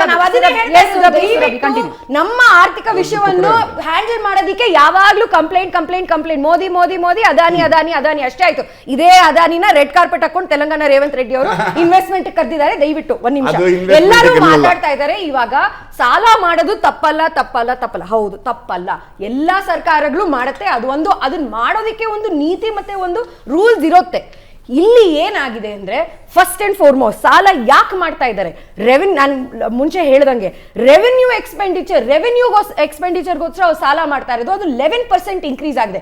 ಕ್ಯಾಪಿಟಲ್ ಎಕ್ಸ್ಪೆಂಡಿಚರ್ 12% ಡಿಕ್ರೀಸ್ ಆಗಿದೆ. ಓವರ್ ಆಲ್ ದೇಶಾದ್ಯಂತ ಮೋದಿ ಗವರ್ಮೆಂಟ್ ಕ್ಯಾಪೆಕ್ಸ್ ಅಂತ 30% ಇನ್ಕ್ರೀಸ್ ಮಾಡ್ತಾ ಇದ್ದಾರೆ. ಏನು ಹಿಂಗಂದ್ರೆ, ನಾನು ಹೇಳ್ದಂಗೆ ಯಾವ್ದ್ರಲ್ಲಿ ನಮಗೆ ಜಾಸ್ತಿ ರೆವೆನ್ಯೂ ಬರುತ್ತೋ, ಲಾಂಗ್ ಟರ್ಮ್ ನಮಗೆ ಏನ್ ಬೆನಿಫಿಟ್ ಇದೆಯೋ ಅದನ್ನ ಕೊಡೋದಿಕ್ಕೆ, ಅದನ್ನ ಇನ್ವೆಸ್ಟ್ ಮಾಡೋದು ಕ್ಯಾಪಿಟಲ್ ಎಕ್ಸ್ಪೆಂಡಿಚರ್. ಈ ನೋಡಿ, ದೇಶಾದ್ಯಂತ ಯುವಕರು ಬರೀ ಇವತ್ತು ಮಾತ್ರ ಯೋಚನೆ ಮಾಡ್ತಾ ಇಲ್ಲ, ಇವತ್ತೂ ಯೋಚನೆ ಮಾಡ್ತಾ ಇದ್ರೆ, ಮುಂದಿನ ದಿನದ ಬಗ್ಗೆನೂ ಯೋಚನೆ ಮಾಡ್ತಾ ಇದ್ದಾರೆ.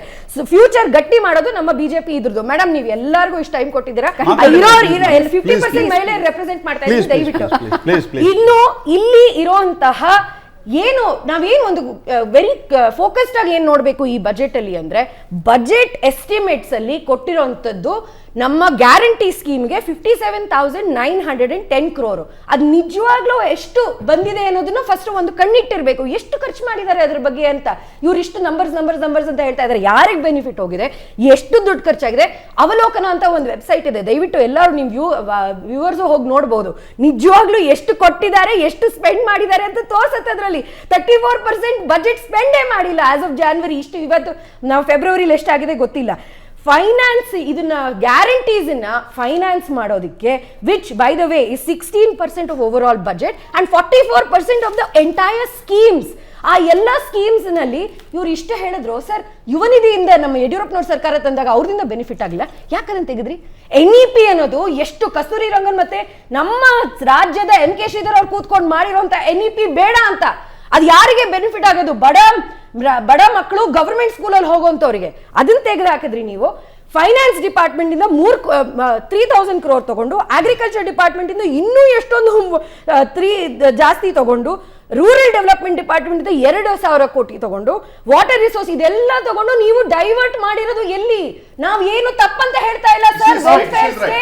ವೆಲ್ಫೇರ್ ಸ್ಟೇಟ್ ಆಗಿರೋದು ಒಂದು ನಮ್ಮ ಮೋದಿ ಸರ್ಕಾರನು ಮಾಡಿರುವಂತದ್ದು. ಬಹಳಷ್ಟು ವೆಲ್ಫೇರ್ ಮೋದಿ ಸರ್ಕಾರ ಮಾಡಿರುವಂತದ್ದು ಏನು ಅಂದ್ರೆ, DBT ನೋಡಿರ್ಬಹುದು ನೀವು, ನಾವು ಇಂಪ್ಲಿಮೆಂಟೇಷನ್ ಮೇಲೆ ಕಣ್ಣಿಡ್ತೀವಿ, ಒಂದು ಓವರ್ ಆಲ್ ಡೆವಲಪ್ಮೆಂಟ್ ಮೇಲೆ ಕಣ್ಣಿಡ್ತೀವಿ, ಕ್ಯಾಪಿಟಲ್ ಎಕ್ಸ್ಪೆಂಡಿಚರ್ ಮೇಲೆ ಕಣ್ಣಿಡ್ತೀವಿ. ಅದ್ ಬಿಡಿ, 1 ನಿಮಿಷ ಸರ್, ದಯವಿಟ್ಟು ನಗುವಂತ ನೆಸೆಸಿಟಿ ಇಲ್ಲ, ಸೀರಿಯಸ್ ಆಗಿ ಮಾತಾಡ್ತಾ ಇದೀವಿ, ಸೀರಿಯಸ್ ಆಗಿ ರಿಪ್ಲೈ ಕೊಡಿ. 7th ಪೇ ಕಮಿಷನ್ ಬಗ್ಗೆ ಏನು ಪ್ರಾಮಿಸಸ್ ಮಾಡಿದಾರೋ ಡೆಲಿವರ್ ಮಾಡ್ಲಿ ಅದನ್ನ. ಮೇಕೆಡಾಟು ಬಗ್ಗೆ ಏನ್ ಪ್ರಾಮಿಸಸ್ ಮಾಡಿದಾರೋ ಡೆಲಿವರ್ ಮಾಡ್ಲಿ ಅದನ್ನ. ಅದ್ ಬಿಟ್ಟು SC SP TSP ಸ್ಕೀಮ್ಗೆ ಅದರಲ್ಲಿ ಏನು ಹಣ ತಗೊಂಡು ಅದನ್ನ ಡೈವರ್ಟ್ ಮಾಡಿದ್ದಾರೆ 11,000 crore. What about this money? Right ಒಂದು ರಿಯಾಕ್ಷನ್ ತಗೊಳ್ಳೋದಕ್ಕೆ ಮುಂಚೆ ಈಗ ಬರ್ತಾ ಇರುವಂತಹ ವಿಜುವಲ್ಸ್ ಅನ್ನ ನೀವು ನೋಡ್ತಾ ಇದ್ದೀರಾ. ಸಿದ್ದರಾಮಯ್ಯ ಅವರ ನಿವಾಸದ ವಿಜುವಲ್ಸ್ ಇದು. ಆರ್ಥಿಕ ಇಲಾಖೆಯ ಅಧಿಕಾರಿಗಳ ಜೊತೆ ಒಂದು ಫೋಟೋ ಸೆಷನ್ ಇದೆ. ಹಣಕಾಸು ಇಲಾಖೆಯ ಬಜೆಟ್ ಪ್ರತಿ ಹಸ್ತಾಂತರ ಆಗ್ತಾ ಇರೋದನ್ನ ನೀವು ನೋಡ್ತಾ ಇದ್ದೀರಾ.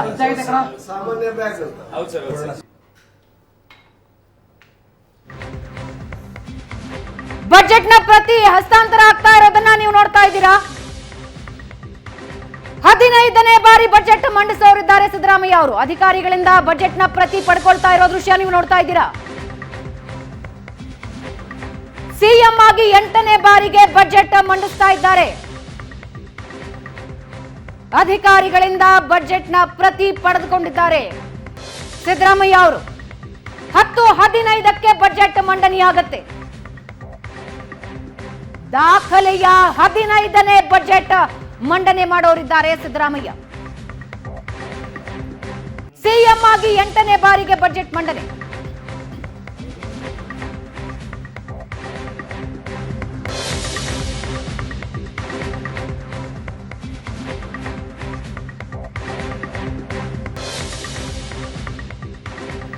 ಬಜೆಟ್ನ ಪ್ರತಿಗಳನ್ನ ತೆಗೆದುಕೊಂಡು ಹೋಗ್ತಾ ಇರೋ ದೃಶ್ಯ ನೀವು ನೋಡ್ತಾ ಇದ್ದೀರಾ.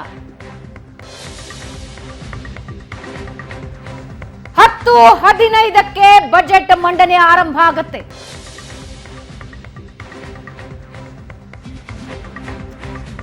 ಬಜೆಟ್ ಪ್ರತಿಗಳ ತೆಗೆದುಕೊಂಡು ಹೋಗ್ತಾ ಇರೋದನ್ನ ನೀವು ನೋಡ್ತಾ ಇದ್ದೀರಾ. ಆ ಬಾಕ್ಸ್ ನಲ್ಲಿ 2024-25ನೇ ಸಾಲಿನ ಬಜೆಟ್ನ ಪ್ರತಿಗಳಿವೆ.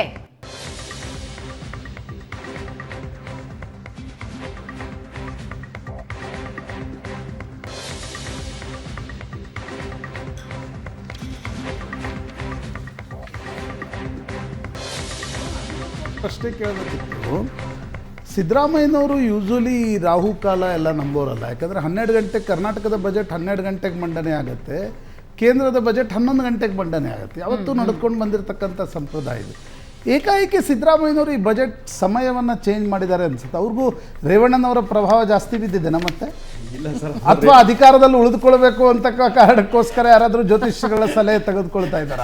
ಅದಕ್ಕೆ ಲೈಟಾಗಿ ಉತ್ತರ ಕೊಟ್ಬಿಡ್ತೀನಿ. ಈ ಭಾರತೀಯ ಜನತಾ ಪಾರ್ಟಿ ಅವ್ರು ಕೂತ್ಕೊಂಡು ಎದ್ದ ಮೇಲೆ ಒಂದ್ ಸ್ವಲ್ಪ ದಿವಸ ಇರ್ತದ, ಅದು ಒಂದ್ ವರ್ಷ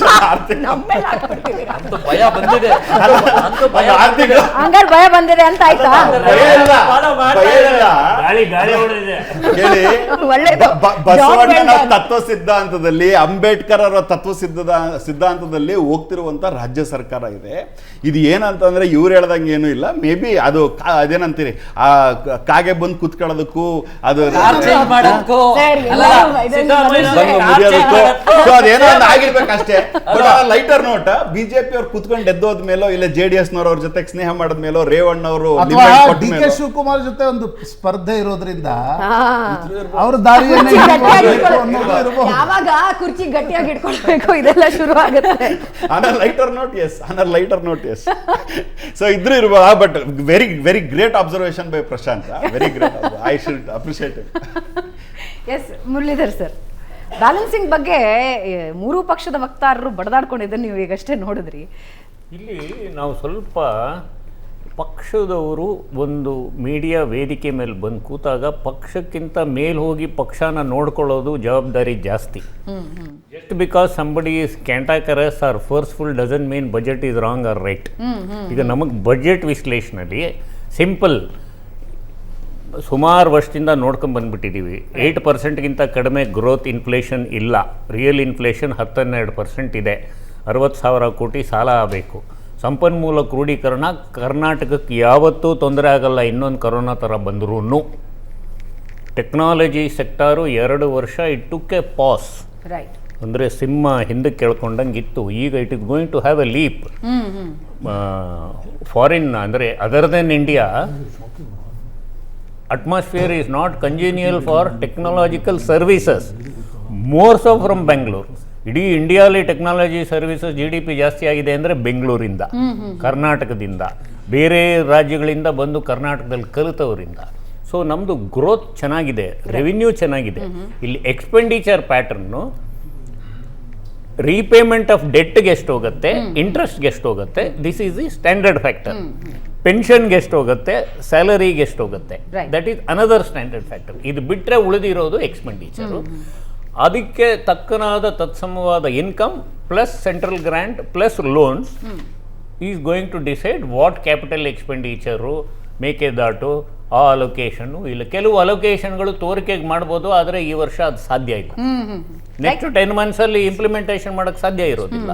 so you may utilise only 30-40%. ಎರಡನೇದು, ಇವರು ಯಾವುದೋ ವೇದಿಕೆಯಲ್ಲಿ 33% ಉಳಿದಿದೆ, ಇನ್ನೂ ಎಕ್ಸ್ಪೆಂಡಿಚರ್ ಆಗಿಲ್ಲ ಅಂದರೆ 10 ತಿಂಗಳಲ್ಲಿ 3 ಡಿವೈಡ್ ಮಾಡಿದ್ರೆ 33% is quite natural for January, February, March. Okay okay okay. Madam before madam ಅವ್ರು ಹೇಳ್ತಾ ಇದ್ರು, ಇಷ್ಟೊಂದು ದೊಡ್ಡದಾದಂಥ ಏನಂತೀರಿ ಅಮೌಂಟು ಸರ್ಕಾರದಲ್ಲಿ ಉಳಿದಿದೆ, ಅದನ್ನು ಖರ್ಚು ಮಾಡಿಲ್ಲ ಅಂತ ಒಂದು ಕಡೆ ಹೇಳ್ತಾರೆ.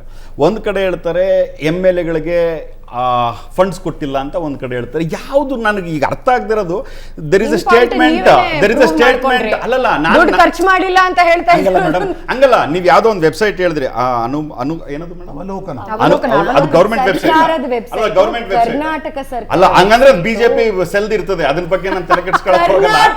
ಸೊ ವಿಚಾರ ಇರೋದಿಷ್ಟೇ.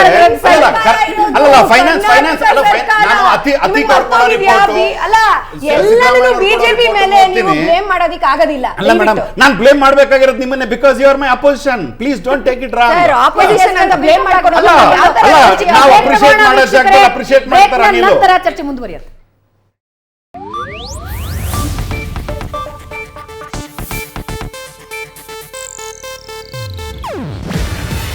ಇದು ಏಷ್ಯಾನೆಟ್ ನ್ಯೂಸ್ ನೆಟ್ವರ್ಕ್ ಪ್ರಸ್ತುತಿ. ನೀವು ನೋಡ್ತಿದ್ದೀರಾ ಏಷ್ಯಾನೆಟ್ ಸುವರ್ಣ ನ್ಯೂಸ್.